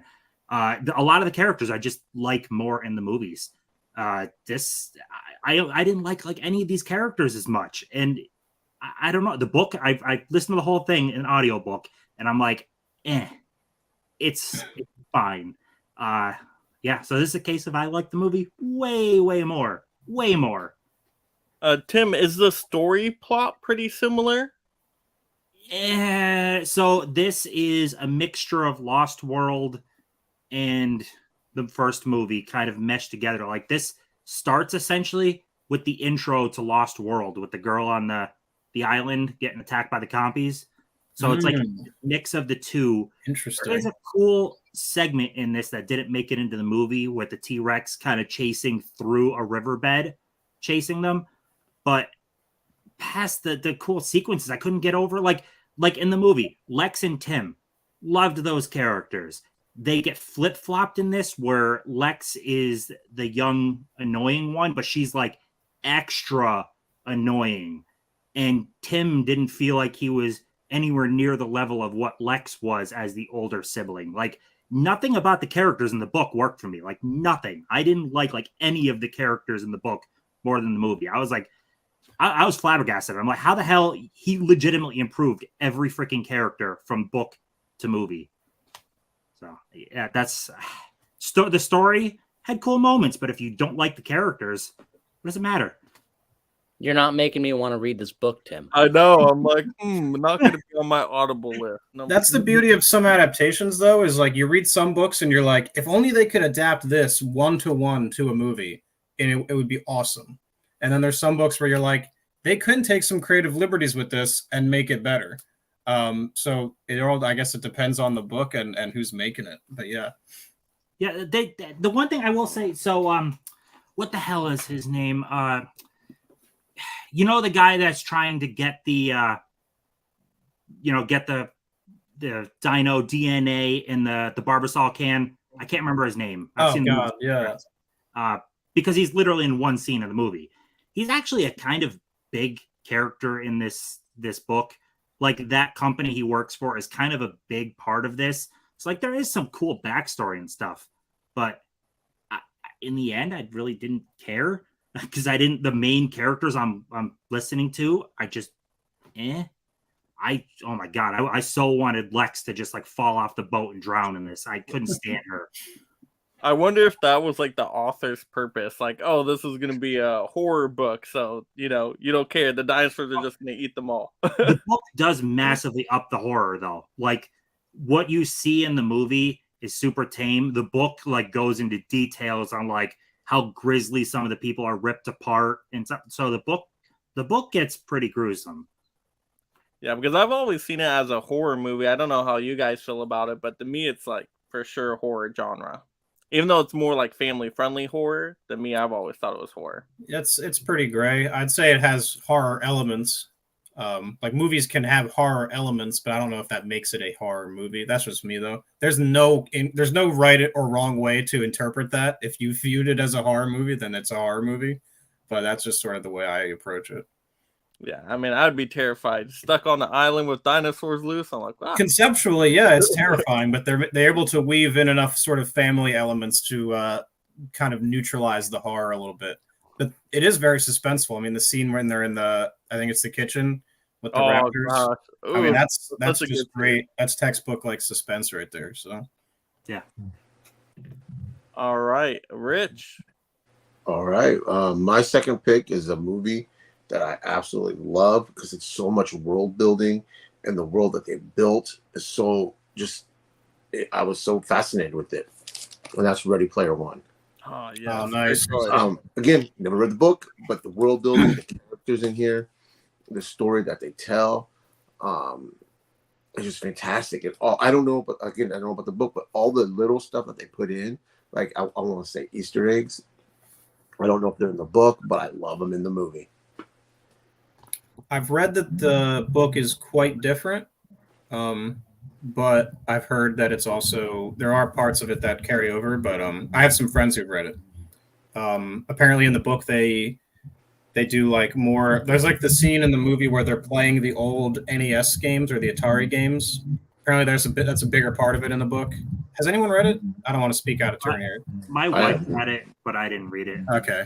Yeah, no, apparently the book's a little bit different, but I haven't read it. I love that movie though. I think it's really fun. I do too. When I first got my sound bar, that's one of the first movies I tested out because it's a great demo movie because the opening race scene with like Godzilla, not Godzilla, there's a T-Rex and there's like King Kong, and they're playing like Jump by Van Halen and stuff. That is a perfect a demo visually. Get your house rattling. The 4K probably looks amazing. Mike, you were doing I was on your channel for what was it? I tried to pick Ready Player. Oh, it was best chase scenes. Yeah, chase or race scenes, and I wanted to pick Ready Player One, but it was already taken. But that scene in that film is so amazing, and if you have a nice sound bar or a nice audio visual setup, I mean, that's a fantastic scene. It's phenomenal, dude. I remember seeing the movie in the theater with some friends, and I hadn't read the book. I don't even know if the Shining sequence is in the book. It may not be. So I was totally blindsided by that. And then when I see it and you're like, are they doing this right now? Like, are we going into Shining right now? And then they do. And it was like the whole time I was just like, this is so fucking awesome. I'm getting fired up just thinking about it. And I'm kind of curious now to check out the book to see if they have any of those references and Easter eggs in there. Because I'm kind of thinking, would they be able to do that? Would they be able to put all those references in there? Yeah, the movie, it's so much visual stuff that doesn't get like there's no audible like, oh look, there's Goro and there's the Xenomorph. Like they're just there, and like you can literally like freeze frame it and just look and scan the frame and find things. Exactly. Yeah, and I love it for that. I think it's great. Any word if they're going to do Ready Player 2 into a movie? Nothing that I've heard. I didn't even know it had a sequel. So it has there's a sequel apparently. Wow, they should 100% should. I would enjoy to see it. Yeah, I would enjoy seeing that. I have to give the movie another chance. I only saw it the once in theaters, and I was kind of lukewarm on it, but I should give it a rewatch. There's people who don't like it, and that's totally valid. I understand it. I don't know. I just thought it was. I just thought it was a lot of fun. I like conceptually. I thought it was a good time. It was fun. I think my bigger problem is I'm not as much of a fan of here's nostalgic Easter eggs for the sake of it as the driving force. Like I'm also someone that didn't really care for No Way Home when the entire world loved No Way Home. because I just felt like No Way Home was just driven based off, hey, you remember these other Spider-Man movies you watched? Exactly. You liked them, so here they are again. So that stuff doesn't click with me the same. Yeah, I'll agree with you on No Way Home. That was an electric theater experience, but like as far as holding up on rewatch, there's like when they have the big reveal scenes, there's just moments where there's nothing, like it's like there's moments inserted for applause, which plays in a theater, but when you're watching it at home, it's just like it just falls flat. So I'll agree with you there. Yeah. Yeah. I agree with you Ready there, Player too, One, though, some of the where they kind of throw in different movies during those the race scenes. It's brief because I think that film has enough to go on, with its own story. I think you might like that a little bit more on rewatch with those comfy chairs, Tim.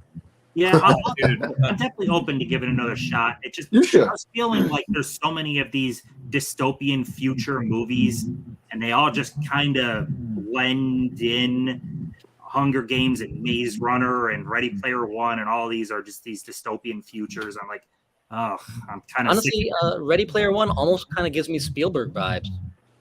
He directed it is a Spielberg movie. Yeah, Oh, it is? Yeah, There you go. That's one of my favorite Spielberg titles. Oh yeah. I Oh, you love didn't know? Yeah, he directed that. I didn't even know, but there you go. That's crazy. Yeah, no, I mean you've got the right read on it though. Yeah, it's initial watch is one of my least favorite Spielbergs, but like I said, I'm willing to give it another rewatch. Yeah, I was easy to sell on it though. I mean, when all the Mortal Kombat stuff started happening with Goro, there, I'm just like, you got me. I was sold when I saw the Iron Giant. I was like, okay, so good. I am the target audience for this movie right now. That, and then when the Gundam comes in at the end and it's like fighting Godzilla, like Mecha Godzilla, I was just like, dude, what is going on? Right? Like the fact that you're able to license all this stuff and have it all in this movie, like I don't know, man.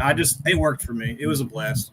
But what I'm saying is all that licensing that came together, all that stuff, like Tim saying he doesn't like to just have things pulled from other films. That's like a small part of the movie for me. I feel like. It's all in service of something much bigger, which it's an amazing scene, but I think the movie has its own legs.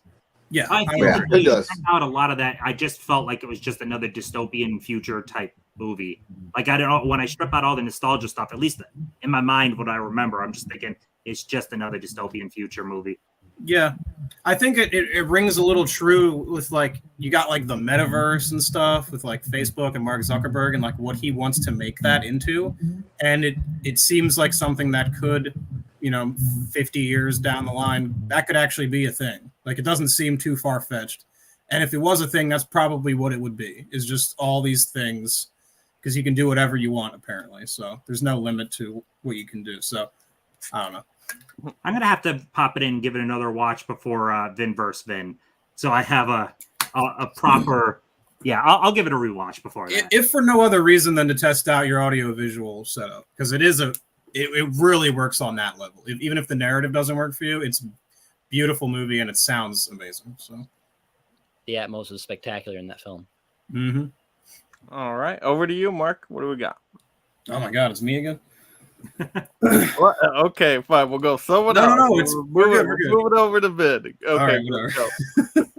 I'm going with me now. Yep. All right, this is the one pick I had on deck that's a little bit of a cheat, kind of, because the source material is a short story, and I'll show you. It's What We Talk About When We Talk About Love from Raymond Carver, and the film I'm going to talk about is Birdman. So, Birdman is a film about a group of people adapting the short story to a play. Fantastic film, but the short story, Raymond Carver is, if you guys haven't read anything from him or not familiar with him, he's widely regarded as the best short story writer in the best American short story writer in history. All this stuff is super palatable, very easy to read. He tells simple stories, but he writes in an amazing way that keeps you engaged. And one of his short stories is What We Talk About When We Talk About Love. And this film isn't really about that short story so much. It's more about the actors behind the scenes as they're trying to create this play. But it's such a fantastic film, with Michael Keaton as the star, and I love the whole one shot parameter that they do, and it's such a funny film in a couple of scenes as well. So it's a little bit of a kind of a cheat of a pick, but it does feature the short story, at its bones of the film of the Raymond Carver short story. So I wanted to shed a little bit of light on Raymond Carver and this film. So that's my fourth pick. Cool. That's Good a really outside of the box choice right there. I like that though, because even though the movie isn't necessarily about that, you do get the play. You do see it from sort of start to finish. And is that more or less what happens in? Because it's like the whole thing where he storms in on his wife and she's with some other guy. Is that sort of essentially? I mean, I've got Raymond Carver again. He's a short story writer. He doesn't write novels. So I've got 4 or 5 of these short books that are all full of short stories, and they all kind of meld together in my head because he has a similar style. He's the same man writing all these stories, obviously. So I can't really recall how true it is as far as what they're presenting on stage in the film of Birdman. But he's such a fantastic writer. And again, if you're somebody who's like, oh, I don't want to sit down and read like an 800-page Stephen King book. I don't want to sit down and read, a 200-page book. Check this guy out because, again, he is widely regarded as the best American short story writer. And all this, most stories are 9 pages long, 13 pages, 25 pages. So it's super easy to read, super palatable. And, they're just excellent reads. And Birdman was a kind of a fun take on, let's take Raymond Carver, kind of feature him in this stage aspect of the film, but then the film behind the scenes is where it's really like amazing. Edward Norton's so good in it. Michael Keaton. I mean, it's such a funny film when they get in that little fight backstage. But that movie's incredible. Yeah. Love the film. And Raymond Carver is one of my favorite writers, so I had to put him on my list. Very cool. I'm digging your list. It's very varied. I'm into that as well. Yeah, and I count that as a superhero movie, so good pull. All right, we got Mark. What do we got? I'm at a crossroads here. I think I'm going to pivot to one of my backups. I'm going to do that. I don't have the book or short story, rather, that this is based on. I'm going to cheat as well. This is one that Tim actually recommended to me, and that's Smooth Talk. Yes. This was based on a short story about this girl. And I think the short story is actually based on some real life things that happened as well. But this is a really good movie. There was a Criterion sale going on maybe a year ago now. And I think Tim, I don't remember what the context was, but Tim actually recommended this to me and I bought it. I blind bought it. And I can see how this came out in 85. This was sort of, I assume, sort of lost in like the slew of like teen, this isn't a comedy per se, but I had never heard of this movie before when I saw it. And it starts out very lighthearted. It's about this girl who's like exploring her sexuality and she's like, maturing and stuff. And she's like talking to boys. And there's a great special feature on here where the director of this movie, Joyce Chopra, and this girl, the author of the short story, Joyce Carol Oates, are being interviewed together with this moderator, I assume, who works for Criterion. And it's a really great special feature, and they have a great conversation where they are talking about the short story and how Joyce Chopra adapted it. And I won't spoil this because the ending takes a wild tonal shift. Yes. Based on everything that precedes it. But since we're including short stories, I would like to read this at some point. I don't know how long it is, but check this out. I don't know that people will necessarily come away loving it, but it's worth a watch. And Laura Dern's phenomenal in it. Treat Williams, rest in peace, is very good in it as well. So yeah, one of the better recommendations I've had in a while. I love tonal shifts, so that's one of the things that really clicked with me. And I also love when a movie doesn't spoon feed you everything, and that movie very much so just leaves the end up to interpretation. Yes. And I freaking love that. Yeah, it's a really great movie. I would recommend watching it.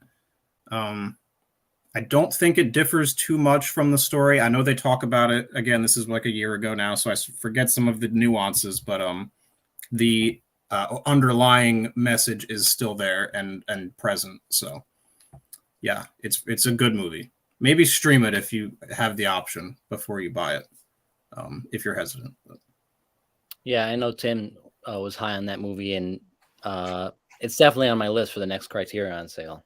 I haven't seen it. Yeah, grab it. The special features, like I was saying, alone are great. They get the author of the short story involved. They do a whole feature on this woman, Joyce Chopper's other films, where they talk about sort of her whole life, and it's very interesting to watch. So, awesome. All right, on to me now, I think. And you guys know I love this movie. I loved it so much when I was a kid that I'm like, you know what? I should go back and read the book. But then I didn't really care for the book and just watched the movie again. And that's Holes. Holes is amazing, of course. But yeah, I remember, I was at the book fair and I'm like, oh, you know what? I should go pick up this Holes book because the movie was so good. But I stopped reading the book and just, like I said, I went back to the movie. But the movie's amazing. But Tim, did you read the Holes book? I did not. Oh, okay. Anybody read the Holes the book? Yeah, I mean, I read that in school for sure. That was big. How was it in comparison to the movie? Was it pretty close? Oh, geez. I mean, we're going back over 20 years now, I think. But no, I mean, that one was very big. I think we're around the same age, Mike. But that was huge when I was in school. Yep. I believe that's sort of around when it came out. Yeah, great book.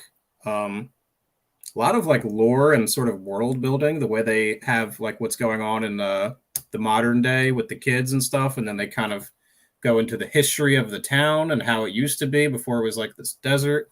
I appreciate when things do that. And for a kid's book, it's even more surprising because you don't sort of expect that sort of thing. Not to say it's super layered and stuff, but it does enough to kind of make it stand out. And I mean, it's remembered very fondly all these years later. And the movie's pretty awesome too. I like that Disney Movie Club edition. There is. I would like to own that. That's how Disney Movie Club got me, literally for this. Yeah, I would like to own that, but I don't know that I'm going to be able to unless I go through eBay or something. So the actor that played Zero has a YouTube channel. I saw this. Yeah, and he did he got together with I guess some art institute to do what would it be, a 20th anniversary screening where they got the writer, the director, a bunch of the stars. Like John Voight actually showed up to it, which I thought was really cool. Yeah, so it's a cool video. It's like a 15-minute video just going about their night doing that. I was like, no shit. If I was close to that, I totally would have showed up to watch Holes on a blow up screen in a park. That would have been cool. Yeah. That kid, the guy who plays Zero, he's like a Twitch streamer and he has a YouTube channel. And Shia LaBeouf even came, which was super cool. I mean, I feel like of the cast, he would be the kind of hard one to pin down just because he's been sort of, I guess distanced from Hollywood, but he clearly has very fond memories with that movie in particular, sort of before he got wrapped up in the Hollywood machine of, Transformers and Indiana Jones and all that stuff. So. Yeah. And were they just watching the movie, or was it like a panel where they answered questions? No, it was a whole event. Watch I sent it in the Collectors Club. It's a whole panel Q&A. They had shirts specially made up for the event. There was a food truck. It was a whole. Man, that's amazing! Event. Oh my god! Yeah, I watched like a highlight video of the whole thing. It was awesome. It's very wholesome to see stuff like that where. First of all, it makes me feel old. I mean, I know I'm not, but it's like you've reached that point in your life where things start to become like cyclical and you're like, oh my God, like that's this old, like this movie is this many years old. Like what the fuck? That's why I'm telling you, it's a classic now, and they could do a nice Criterion edition of it. 4K Criterion edition. I'm telling you. Hey, it's also, but it would fit perfectly. Put that as a special feature on there too. Might as well, that whole event. I could see that being There you maybe go. more of like a Shout Select title. I don't know about a Criterion, but No, this is a true classic. Okay, we need to have respect. anything that I could get my hands on would be appreciated. So I'm just grateful it has that Disney Movie Club release. yeah, I suppose it's something, right? Considering that it's Disney. So yeah. It's not enough. I want Good my choice, nice Mike. steelbook from Criterion. Even though they don't do steelbooks, but that will be the first one. The first one. Yeah. All right, now we're on to our fifth one, right? In the last round, yeah. Yep. We're doing honorable mentions too, right, Mike? Yeah. Well, we'll call them bookmarkable. Gotcha. All right, cool. Because there are some that I want to talk about, but they're not going to make my list here. So all right, Tim, go for it. All right, so we're going with a perfect book and a perfect movie. We're going with To Kill a Mockingbird. Nice. Harper Lee didn't do very much, but she wrote one of the most all-time classic books ever. Kids can learn a lot from this book, and for some reason, places are trying to have this book banned, which blows my mind because they're completely losing the context of what this book is, but so freaking good. I love them seeing the perspective from the kids. It is such a great book.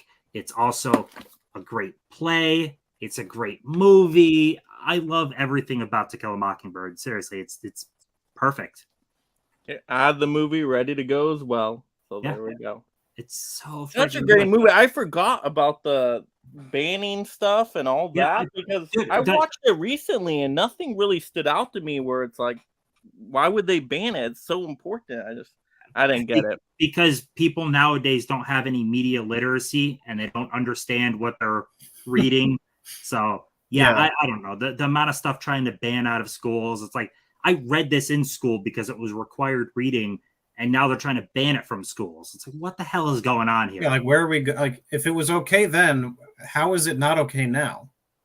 Like, because we're living in the upside down at this point. Right? Like, what is the logic there? Like, how can it be not? It's even, if anything, it's even more important now. So, what's amazing too is, like, the book and the movie say things that we shouldn't say, but it's not saying that as a condoning it. It's not condoning it. You have to understand the context of the book. It's speaking against that. Yeah, it doesn't seem like it would be a hard concept to understand, him, and yet there are hundreds of thousands, millions of people who cannot wrap their mind around that concept. It's we were talking about censorship earlier with I forget what it was. I can't remember, but I brought up I mentioned very briefly the French Connection and how they're trying to censor that. It's the same thing. Yeah, they say words that you shouldn't say, but like it's the context. It's a depiction of how a place in time really was. Yeah.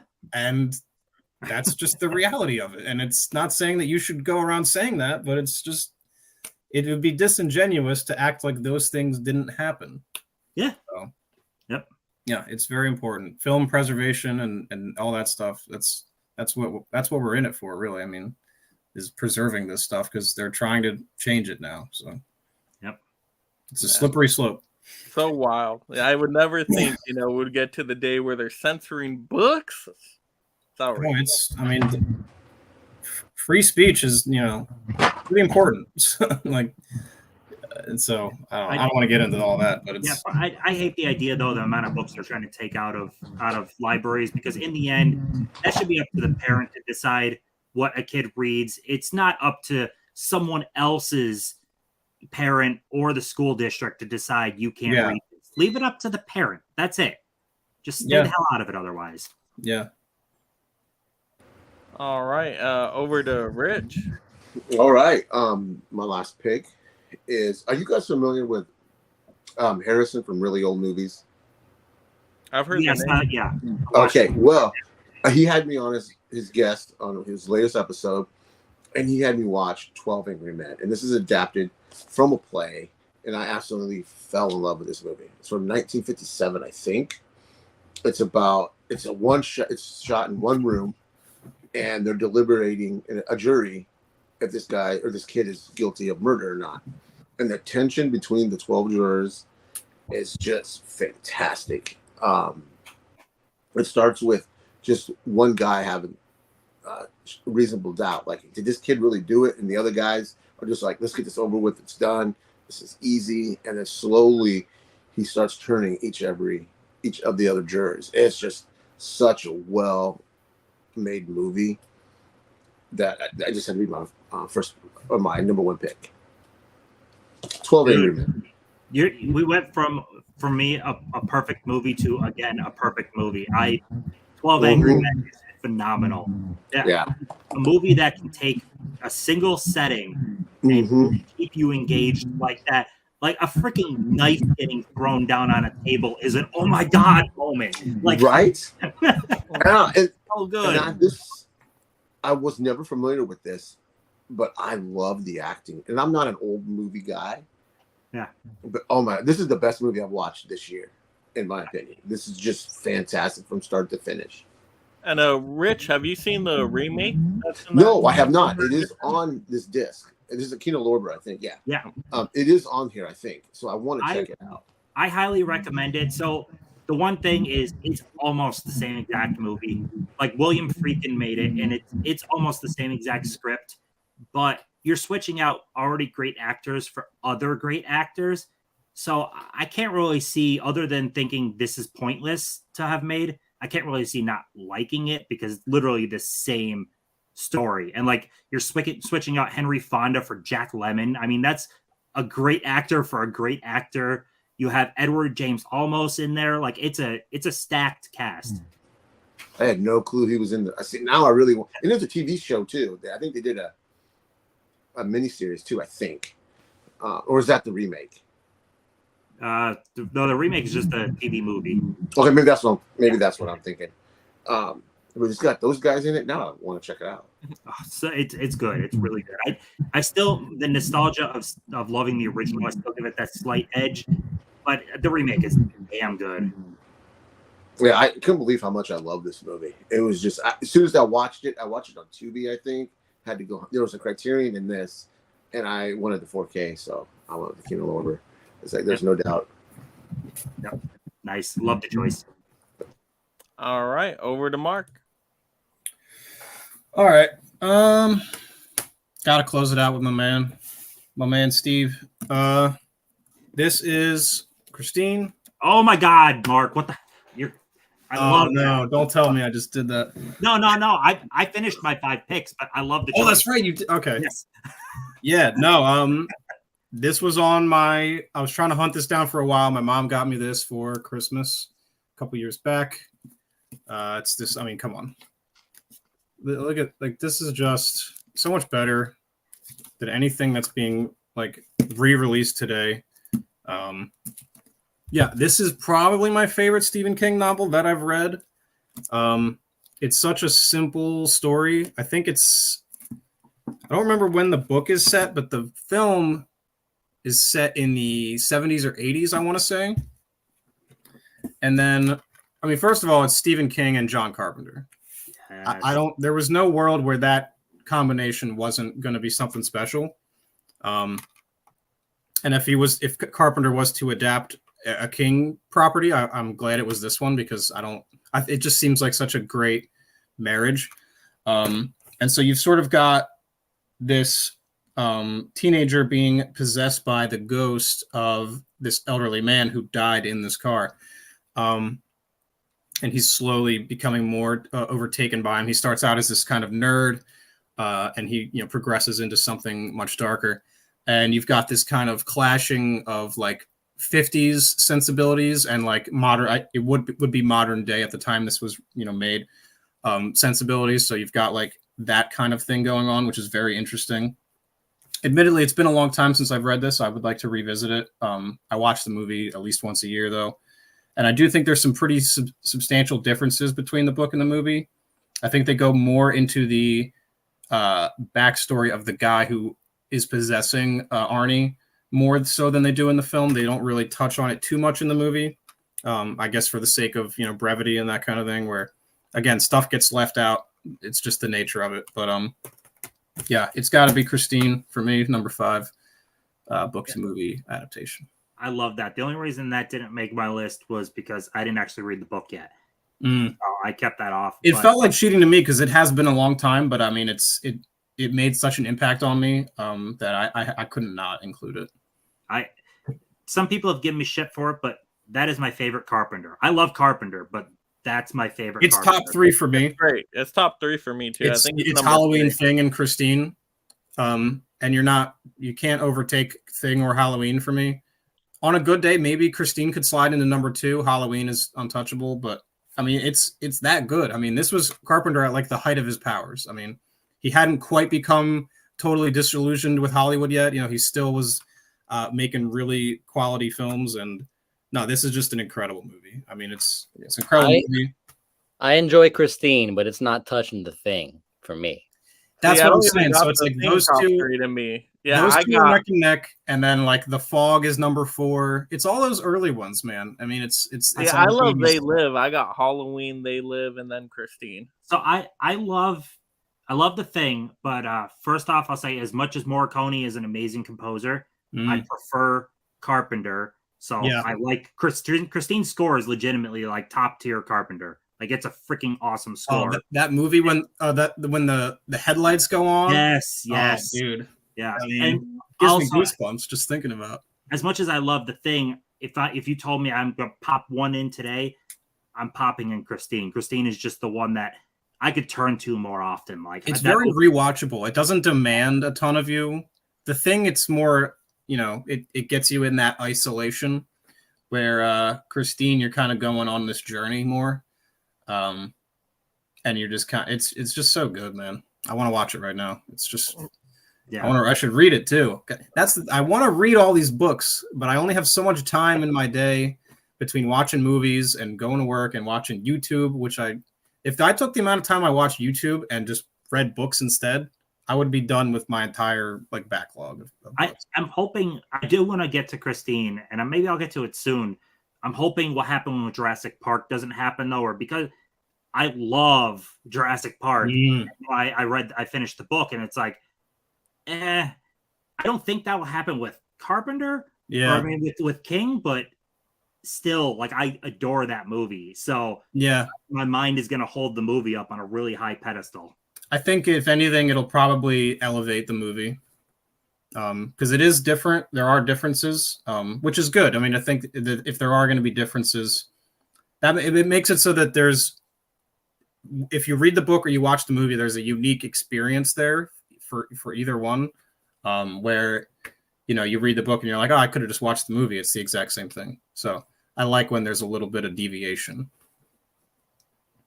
All right, Vin. All right, so I had a few to choose from, but I figured I'm going to go with a different author for every one of my choices. I have a couple of Kings over here. I have a couple of McCarthy film adaptations, but I haven't talked about this author yet. It's the only thing I've read from her, and that's Emma Donoghue, and that is Room. Oh, dude, that was in my honorable. That was so good. So good. Yes. So it came out with a film from A24 right here. The main difference, I would say, it's a pretty faithful adaptation. The main difference is the book is 100% told from the perspective of the small child, the boy. So the basic premise is a woman is held captive and she has a baby during her captivity, and she's forced to raise this child while held captive in a small shed. And eventually, you know, things happen. But the whole book is told from the child's perspective, whereas the movie is kind of just told, you know, from a more broader perspective. But the movie really captures the book pretty goddamn well. So many of the little things that the book does well, the movie does well as well. So I wanted to highlight a different author and a different type of movie. So that's my last one, Room. And props on not having the movie cover version, and having this one. So nice. Did we lose Turner? Where did Rich go? I think so. Well, maybe connection issues. Yeah. I haven't seen that. Is that like a hard? I mean, it sounds like it's a hard watch, the movie. So I mean, it's not as hard as The Road. Okay. Yeah, no, It didn't like emotionally wreck me or anything like that. It's No, the road will fuck you up. Yeah. But no, Room is just really well acted. I never got on the Brie Larson hate train. I've always liked her, but this is early Brie Larson. She's freaking good. She's really good in it. I would like to see it if for no other reason than to see that Brie Larson is. I haven't seen her in I don't think anything other than Marvel stuff, and I don't know. She doesn't.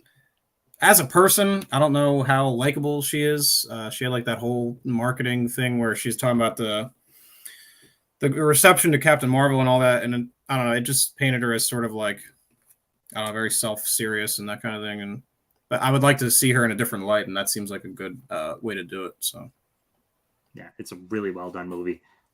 Yeah. Yeah, just don't get it mixed up with the other Room movie now. Yeah. Which that could have been on here too with the Disaster Artist. Is that a book? That's a book. Oh, okay. So the disaster. I'm thinking The Room, the Tommy Wiseau thing, is a book. It's not. It's the Disaster Artist is about the Disaster Artist. Yeah, which then led to the Disaster Artist movie. Gotcha. Another A24 film. There you go. Is there any word from? Oh yeah. Oh, gotcha. Yeah. Okay. Yeah. All right. Well, I'll guess I will go with a stage play now. I did so many books. Let's throw a stage play out there. So Hitchcock was great at adapting stage plays, and we'll go Dial M for Murder. Yes, that's one of my favorite Hitchcock films, so I had to choose that one. I was also thinking Rope. Tim, I know you're a big fan of Rope. But yeah, those were great stage plays, and you can tell they're a stage play in the movie because they're in such a single location for the most part. And yeah, Dial M for Murder is such a great mystery suspense movie. It's like a murder gone wrong. And then it's kind of like Knives Out, where you got that detective that's trying to piece together all the clues and discover, what happened with this. So yeah, if you guys have not seen Dial M for Murder, highly, highly recommend. Very, very good. I don't know if they ever do the stage play now. I guess it's probably very classic and they don't do it anymore. But it'd been cool to see it in stage play form. There's so much Hitchcock I have not seen. Oh my god, I've only seen maybe like 5 Hitchcock films. Oh my gosh, see, I think 24 is my count now. Dial M for Murder it might be my 3rd or 4th favorite Hitchcock. I love Dial M for Murder. Yeah, I'm right there with you, Vin. He is a huge blind spot for me. He was so prolific. I mean, he's got, I don't know, 50 films. I mean, it's a lot. Yeah, it's something like 52, I think. So yeah, I mean, obviously I've seen the classics. I've seen Psycho, Birds, Vertigo, Rear Window, pretty much that whole first 4K collection I've seen. Yeah, same. Yeah, and it's all good stuff. But I mean, I need to work my way deeper into his filmography. There's so much. Yeah. Like even that set he just showed, Suspicion is in there. I love Suspicion. Yeah, Suspicion's great. I have The Wrong Man. Amazing as well. Yeah, I have that. All of these top 3 are great. Yeah. With Hitchcock, for the most part, you get great to really good. Like he doesn't have very much lows. His highs are pretty often, and his lows aren't really that often. There's only 2 I don't like. I don't like Topaz or Torn Curtain. Other than that, everything else I've seen is great. I actually not crazy on The Birds. That's probably one of the ones that like people love. I love The Birds. It's like Jaws, but with birds. Birds is cool. It's very like meandering in the beginning. It's sort of like, where is this going? And it really like kind of takes its time building up to like until the birds stuff happens. It's just sort of like this like sort of like meet cute with like Tippi Hedren and that other fella, and yeah, it's like a little rom-com in there. Yeah, it starts out almost just as like a rom-com, and she's like buying this bird so she can talk to this guy that I guess she thinks is hot. I don't know. It's just, it starts out so sort of like, what is this? And then it's like, oh, now there's just, which I kind of respect the way that it just sort of flips on a dime and becomes about birds attacking, and it's like all of this other stuff was just like preamble to kind of get us here. It's a weird movie for sure. But I mean, I love all the stuff at the end. that's when it sort of like really gets like scary, if it can be considered scary. I mean, some those older movies are kind of they're scary in a different way than like modern movies are. Even if you know what I mean, it's sort of like they don't really have like jump scares as we know them today. It's sort of like they just kind of do like a crash zoom onto like a freaky image, and it was like that was like the sort of modern day equivalent. Yeah, I think from the limited amount of films I've seen from him, I think my favorite's probably Rear Window. Gotta be Rear Window. Yep. Yeah, gotta be Rear Window. I mean, that movie is phenomenal. But did you guys see North by Northwest yet? Is that one? I have. I like. I haven't seen it. In the middle. But is that that's in the second collection, right? I have that. No, that's not even that. That's different studio, so we won't get that in the collection. Yeah, that's Warner Brothers, right? So I don't think Universal will. But really, they can't. You don't think they could? It would involve licensing. They did it in the past, but I don't think. I mean, Universal is basically finishing up their stuff they have. We're not going to get that. We, if anything, we might get that as like a 4K steelbook down the road or something like that. Do we have a good release of North by Northwest, like a Blu-ray, maybe? Yeah, we have a Blu-ray. It's not. It's okay. All right, just as long as it's like accessible, because I mean, I still haven't seen that one. So. I freaking love North by Northwest, but Hitchcock did the whole wrong man idea really well often, and freaking Cary Grant is so good at playing that. Like, you got the wrong guy. I'm not the guy you're looking for, and it's just so fun. There's great set pieces. Mount Rushmore is a crazy awesome ending. I love that movie. It's very much like a James Bond kind of Hitchcock movie. Yeah, cool. Trotting, you know. You talk about like single setting locations. I mean, I think Rear Window is like one of the best examples of that. Rope, you got with that new collection. Rope is single setting done even better. I think Rope is really freaking good. Dang, that's high praise. And it's still James Stewart, still Hitchcock. It's just the whole idea that the plot is two people committing murder just for the sake of, can we get away with it? So they have like their old professor there to try to outsmart them, and it's so clever. It's such a well done movie. It reminds me. Have you ever seen like Double Indemnity? You probably have. Oh yeah. I love that one. This is sort of off topic. I love that because it's like it's kind of the same thing, just to see if they can get away with it, the whole thing. But then I love the way he's a part of the investigation of the people trying to catch him. Yeah. So like he's involved with it, and it's like he's sort of trying to steer them in the wrong direction. But he can't be too overt about it, or otherwise his cover will be blown. I love stuff like that. Yep. All right, well, we'll get to some bookmarkable mentions here in a second. Just running through the comments real quick. Pop Culture saying, when it comes to adaptation, I don't want it to be exact. I want to get to the heart, but do something new with it. Huck saying, yes, To Kill a Mockingbird. Great pick, Tim. It's my wife's favorite movie. She introduced it to me. Nice. That's what I remember watching in school, and I remember a lot of people reading in school. Pop Culture says, well, the To Kill has always been on a ban list. The South hated it, so it was fought for to be read in school. Alex says, cancel culture these days. Yeah, because I even heard of Harry Potter being banned in certain districts because of like witchcraft stuff. So yeah, I have friends who were like religious growing up, and they weren't allowed to read Harry Potter just because we were doing magic. I'm just like, dude, I don't want to get into like religion or anything, but it's like that's so not the point of Harry Potter. It just feels like they're like looking for reasons to not want kids to have fun. I guess I don't know.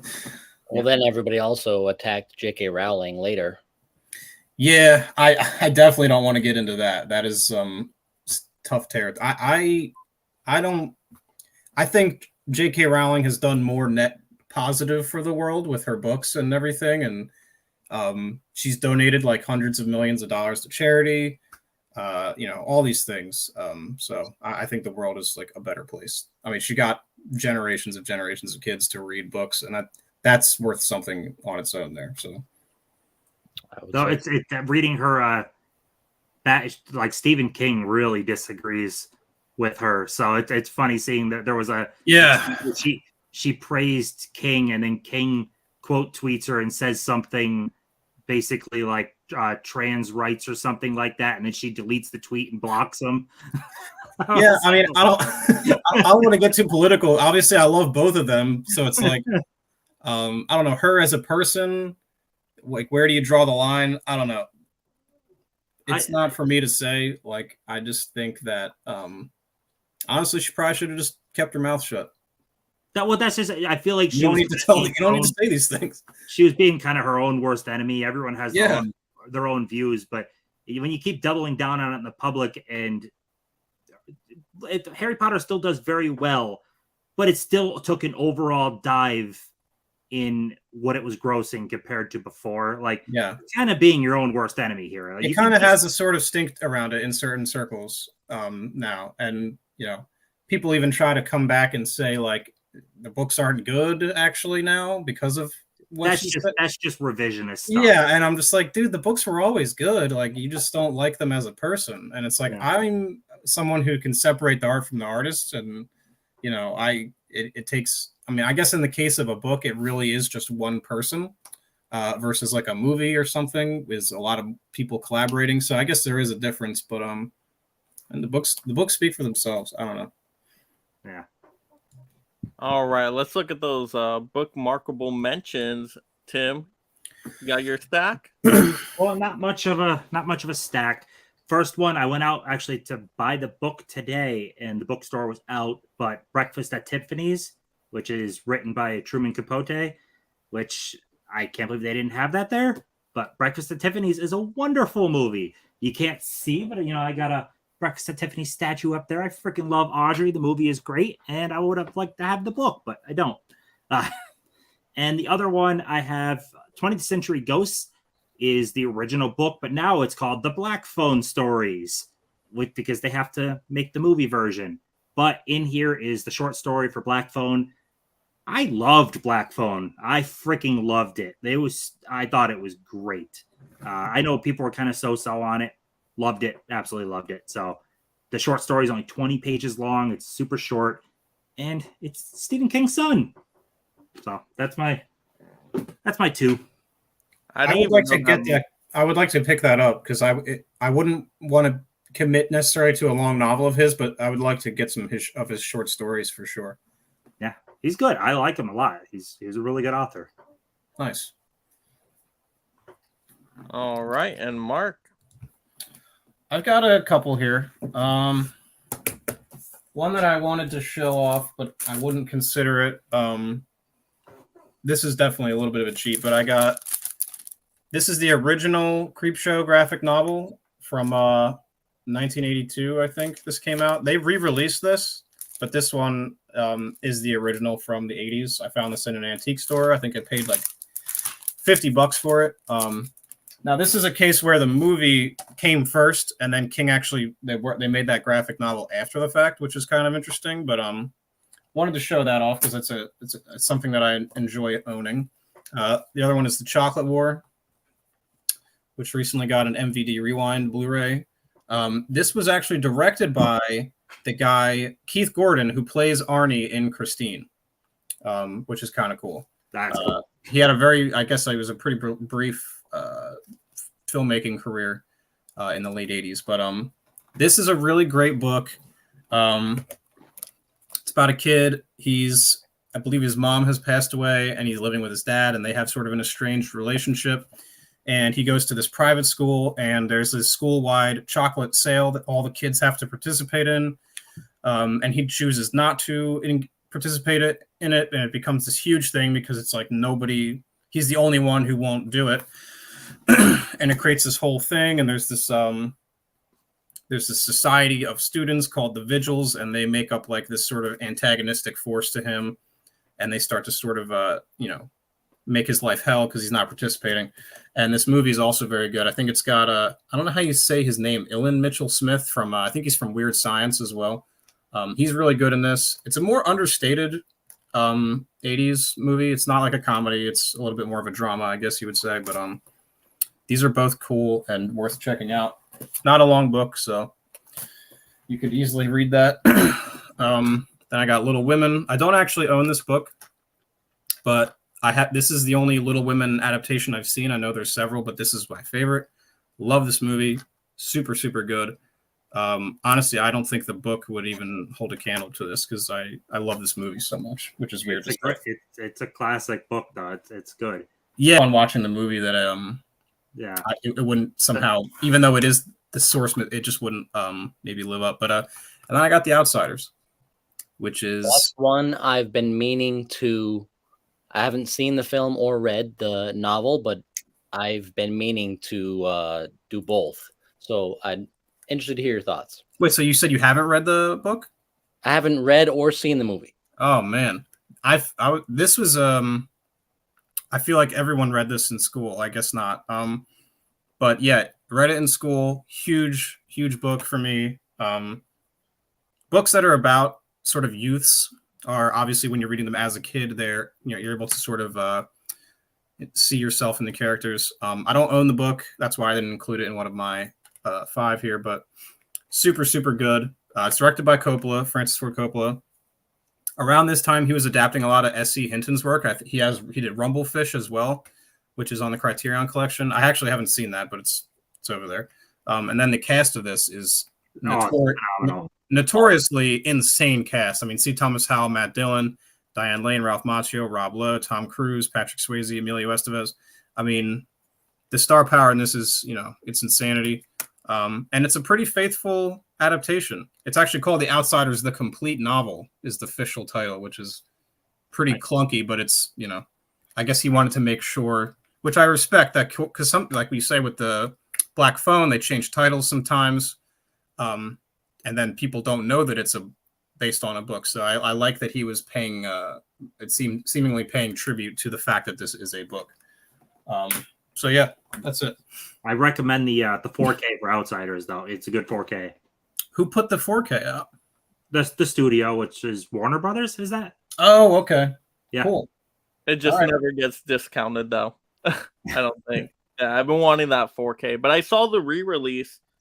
They had in theaters a year or two ago, maybe, and they actually had like special features. Kind of, was it before or after the movie, where they had Francis Ford Coppola talk about why he did the movie, and apparently it was like an 8th grade class wrote to him like, "Hey, we really love this book in school. You think about making it into a movie?"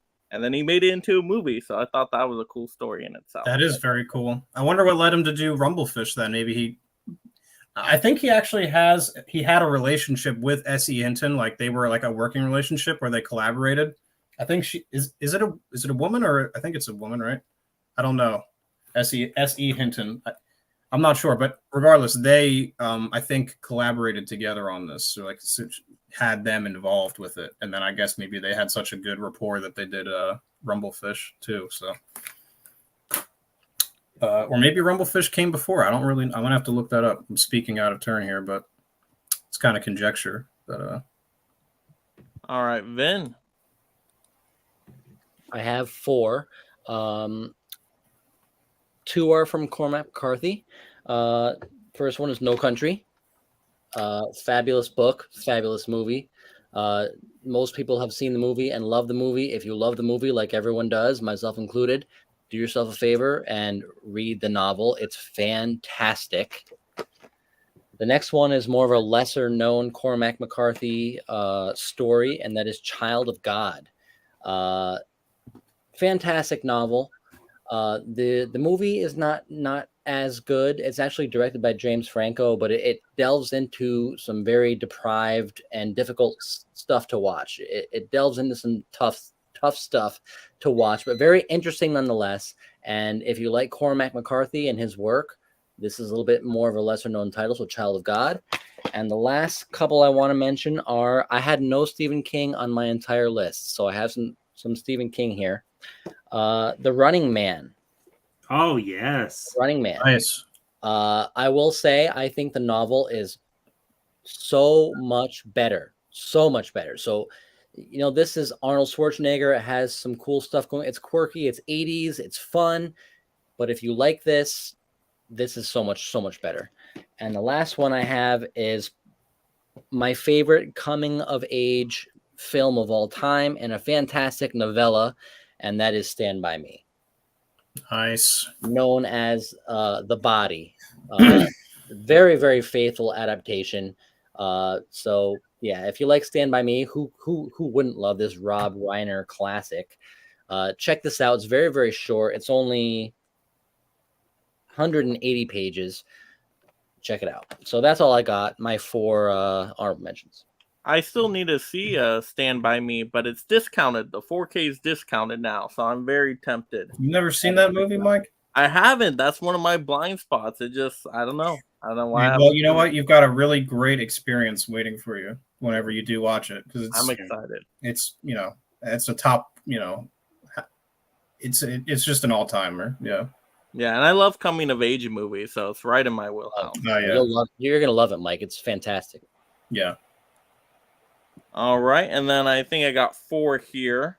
The Hobbit, of course, you got to mention The Hobbit. Now, I don't know how they expanded it into 3 movies because it's such a short book, but I remember the book, I remember the dragon and all that, but 3 movies was a little too much for the very short book. Yeah. I would have kept it to 1 movie. They got greedy there. That's what happened. A little greedy on that one. But then, of course, if you got The Hobbit, you got to go with one of the best trilogies of all time, Lord of the Rings trilogy. You got the great books to go along with it, but just amazing movies all around. Two Towers is my favorite. And then a lot of people don't know this is a short story, but Jumanji is a short story. And in the special features, you can have the short story read to you. So it's kind of fun. Mm-hmm. But the movie is way better, of course. The movie expands into a really, a whole different thing. Like, the story is very, very short. I think it's just like a bedtime, really short thing. Like, you get through it in a few minutes when you play it on the special features. And then, of course, because I'm wearing the shirt anyway, right? Infinity Gauntlet, Avengers Infinity War. How to throw a superhero title out there. So, there you go. Which, the comic, I haven't read the comic, but from what I heard, there was another child of Thanos, right? There should have been 5 of them in the movie. They only had 4. So they kind of changed it up, if I'm remembering correctly. Correct me. They changed a lot. Yeah, I have a pretty limited knowledge of it, but apparently, Thanos is in love with Death, who's yes. Thanos has an awesome character too. In the Marvel comics, Death is personified as this woman figure, and Thanos is in love with her, and to earn her favor, that's why he collects the Infinity Stones. That's the whole. I heard that on a random, I think, YouTube video from somebody, which sounds like an amazing premise they should have went with. Yeah, but obviously they would never do something as cool as that. I love Infinity War and Endgame. Don't get me wrong, but you never know in the future, could get remade if they do a reboot out there. They could do a different spin. We'll be older. I know we'll be a lot older by then. Over to the movie theater. But, yeah. All right, but that was awesome. So we went through our honorable mentions, and then the last question here, and we'll fly through this because I know it's getting late for everybody. What book or books do you want to see get adapted here? Tim, what do you want to see get adapted? Well, you said stage plays count too. Yep. So I saw opening night. I went to see this play called Lobby Hero. It was only in for a couple of months. It had Chris Evans in the cast, Michael Cera, Brian Tyree Henry is his name. Brian Tyree Henry. Yeah. So awesome cast. Really good story. It was basically just it's nighttime. There's the security guards, the cops. They're just talking, chit-chatting. Stuff happens. It was a really good set in one location play. But I would love to see it in a movie because I have so many good memories of this. It was so cool seeing opening day with the cast like that. Edgar Wright was in the freaking crowd on opening night, which I thought was awesome. So I was in the same building as all those guys in Edgar Wright. I'm like, this is so cool. So yeah, I would like to see that adapted. That's awesome. All right, and Mark. So this is a book that I read a lot as a kid, and this is a book called Thirsty. It's by M.T. Anderson, and it's about a teenage boy who is becoming a vampire. And on the surface, that might sound a little like YA, like young adult. It's really not. It's very dark. This was written in 97, I want to say. I come back to this book very often. It's very dark. It is like a realistic depiction of a teenager becoming a vampire. He's and they juxtapose it with like his hormones are surging. He's at that point where some of us may have gone through as kids, where we transition and we stop hanging out with certain friends and then we start hanging out with other friends. So like that's a thing that's happening, and it gets very dark, and maybe doesn't end the way people would hope that it does, but I love it because of that, because it's so memorable. It has stuck with me all my life, and anytime I get the chance, I try to recommend people read this. And I think if they were to do it faithfully, this would make a really good book, or a really good movie, excuse me. Yeah, and it's just a book. It's not very long. It's something I would encourage all of you guys to check out if you were ever feeling so inclined. It would be a good one for October. Yeah, thirsty. Once you said it was 97, I was thinking that looked like the cover to Martin. I've heard this before. When I've talked about this book before, people have compared it to that. But let me just check this out real quick. Find out when this was actually. Yeah, 97. Yeah, so I don't know when. Martin's from like the 70s though, isn't it? Yeah. So I mean, it's totally different than that. It's just that cover, just like I see it, and I'm like, yeah, oh, the fangs, the toy fangs. Yeah, no, this is an incredible book. It's just it's hard to describe other than what I've already said, but I would hope that maybe somebody watching out there checks it out. So, all right, and Vin. Okay, I got a few. Two are from a novel. Two novels from Nick Cutter, and that's a pen name. That's not his real. His real name is blanking on me, but he uses the pen name of Nick Cutter, and the novels are The Deep and The Troop. These are 100% horror novels. So this is for the horror fans out there. Two fantastic horror novels I would love to see get film adaptations. And this one, The Troop, is actually, I've heard, in production to get a film. And James Wan is tied to this. You just got me instantly excited. I'm down for that. Yeah, 100%. I mean, this is about a troop of Boy Scouts who go out with their scout leader into the wilderness, and a strange parasite infects them. And this one is about, I text or I messaged the kind of group chat for this one. It's essentially Event Horizon, but at the bottom of the ocean.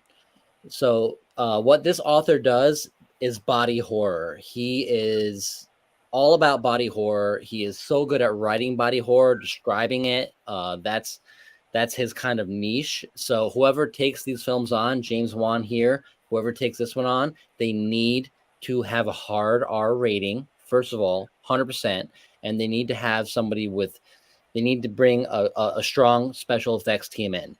But these films, if done right, are horror gems. And the last one I want to bring is the last little bit of Stephen King here, and that is Fairy Tale. I have this sitting on my shelf. I haven't read it yet, though. This is a fat boy. This is a long one. This one is like 600 pages. About 550, 600 pages. But fantastic story. It starts out very easy to adapt, but as it gets deeper into the story, it gets very fantastical and very whimsical. This isn't even really a horror novel. And most of Stephen King's stuff lately is not horror. Yeah, that's a more recent one. Yeah, he hasn't written pure horror in quite a while, as far as I'm concerned. Yeah, no, he's gotten a little bit outside of that, more into more like thriller. Even like the Billy Summers stuff he did was thriller. He does true crime. Yeah, he's flexing his muscles a little bit, which I like. If somebody could adapt this to the screen, it would be fantastic, but it's not going to be easy. But Fairy Tale, great awesome book. It's hefty, but if you want something good, check it out.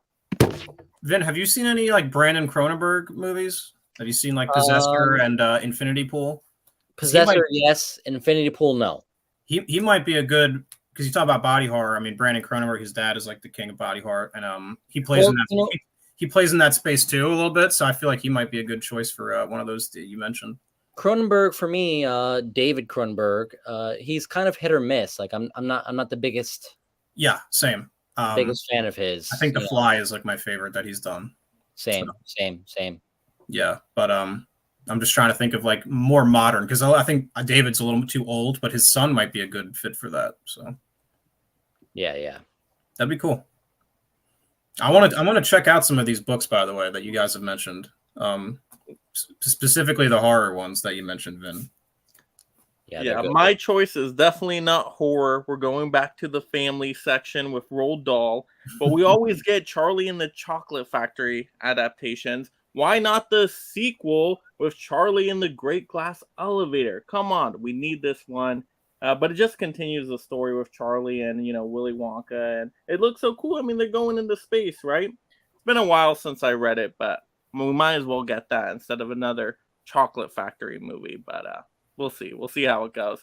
That's the only other book. I mean, any other Roald Dahl book you could do. Like, I don't think we've gotten, Danny, Champion of the World. So go through his entire just book selection and make the ones we haven't got yet. And then there's a Charlie and Charlie and the Chocolate Factory book where they go into space. Oh yeah, the Great Glass Elevator. I was going to ask you, Mike. Can you tell me a little bit about that? Because I don't know anything about I that. haven't read this in the I've never heard of this. time. Yeah, I haven't read it in the longest time, so I don't know like a lot of the details. I just remember the beginning of the glass elevator, and it's like how they do in the Willy Wonka movie that glass elevator scene. Yeah, that's how it ends, right? That goes into a whole book, and they go into space from what I remember. But I don't remember any of the details. I'm trying to think, did they run into aliens or something? I may be rethinking it too much now, but it's been, like I said, decades since I read it, since I was a kid. Do you remember it, Tim, at all? Do you? No, I never. Ronald Dahl, he's big everywhere, but he's more like UK big. I was more so Dr. Seuss. That was Yeah, I guess I'm into the UK children's authors then, because the other one, the Narnia books, C.S. Lewis, was he from the UK? I'm trying to remember. I want to say those books have a very like British sort of feel to them, and that's reflected in the movie as well. Yeah, I remember doing a book report on C.S. Lewis when I was a kid because I loved the Narnia books. I had them all in like one giant book, but I don't have it. It's at my mom's house, I'm sure. But they're redoing the Narnia movies, right? On Netflix. I'm hearing Greta Gerwig is attached to do them. Yeah, at least one of them. So that's interesting. Yeah, I don't know if she's doing all of the Narnia books, but if they do, I really want to see the Magician's Nephew get adapted. It was the last one, but it's really a prequel to the Narnia movies, and I remember that as a kid. Like, it was all about how like the whole Narnian universe was created and how Aslan came to be and all that. The professor that the four kids go to live with, when he was a kid, he discovered Narnia, and it's all about his journey and how he basically made Narnia what it is by the time they go there. That one kind of blew my mind. I read that when I was very young, and the idea of like a prequel was like still novel to me. Like, that was a unique concept to me, and it was like, oh, like this is explaining the lamppost and everything, and like Mr. Tumnus and all this other stuff. I loved it. It was so good. Like, out of the Narnia books, that and then of course Lion, the Witch, and the Wardrobe. Those were my two favorites by far. Like, the other ones were harder for me to get through. Like Prince Caspian. I'm like, fine. Well, that was around when the movies gave up. They were like, yeah, we're not doing all these. They should have gone straight to the Magician's Nephew after Lion, Witch, and Wardrobe. That would have that would have played well, I think. Yeah. But yeah, that's what I got. But yeah, I think we'll just run through the last few comments and then we'll get out of here. You've got Fish that joined in. So, hey, Mike and gang. Hello, Fish. Let's see. Turner fan saying, I just showed my daughter Stand By Me and she liked it. And then we got the 4K lowdown. Craig Davison is Nick Cutter's true name. Nice pick. Yeah, I didn't know that. Well, there we go. Well, thank you guys for being here tonight. I'll let you guys kind of go around and promote anything you got upcoming on your channels. And then we'll call it a night. So, Tim, what do we got going on? I got nothing to promote. I'm dropping videos. I love it. I love it, Tim. Great stuff. All right, Mark, what do you got? Follow Tim on Instagram and subscribe to his YouTube channel. He's I don't want to speak for him, but he's a little bit like me in so that he doesn't. We don't like to. I don't really plan ahead. I get ideas, I get motivated, and then I make a video. I would like to say Tim may be the same way. So if you like his videos, you might like mine. Follow me on Instagram and YouTube too. I never plan super far ahead, but yeah, check it out. And then Vin, you got an awesome Spielberg stream coming up, right? Yeah, 1 week from tonight, next Tuesday, September 12th. It'll be myself and Benicio going head to head with our favorite Steven Spielberg films, 9 rounds. And it will feature Mike, it will feature Huck, and it will feature Tim. So we're going to have 3 out of the 4 of the Collectors Club, and we're going to have fun talking about Steven Spielberg. So next Tuesday at 9 o'clock. I am hyped for that because that sounds great. Yeah, that's 18 titles, and Spielberg has way more than 18 good movies. So I can't wait to see what you guys pull. I'll try to tune in for that. That sounds incredible. And then for my channel, you guys know me. I'm posting a video every day. Today's video, ranting on Disney again. So if you want to see me rant on Disney, check out that video. But then you guys will see a video every week, physical media by the numbers, all that type of good stuff. And then we'll get the out of theater reactions this weekend for The Nun 2. And my Big Fat Greek Wedding 3 comes out, so I'll watch that as well. I haven't seen the second one, but you're a trooper, Mike. Good luck, bro. I see all the movies, so you guys don't have to. Hey, after seeing The Hill and Retribution this last weekend, I can watch anything. August was brutal, man. Talk about a rough slate. Nothing came out at all. I did not get my Regal Unlimited money's worth last month. So yeah, I don't know if I'll say I got my money's worth, but I went to the theater for. You saw some movies. We can say that for sure. Yes, I definitely got the movie watching. You saw some out films. of it. Yes. And then my next stream on this channel will be Monday night. Yes, Monday night will be my cameo stream. So talking our favorite cameo appearances and any movies out there. So that's going to be a really fun stream to see what everybody picks. But yeah, there we go. Thank you again, panel members, audience out there. Everybody's links are in the description. Definitely show them some love. Head over to that channel for everybody. Hit that subscribe button. And more importantly, watch all their amazing content. Everybody puts out way different videos. And yeah, they're all interesting and they keep you entertained and updated in the physical media world. So definitely want to do that. Have fun with that. But yeah, have a great night, audience. And yeah, go watch some movies. I got to go watch Matilda 4K now. So have a good night, everyone. Good night, everybody. Bye.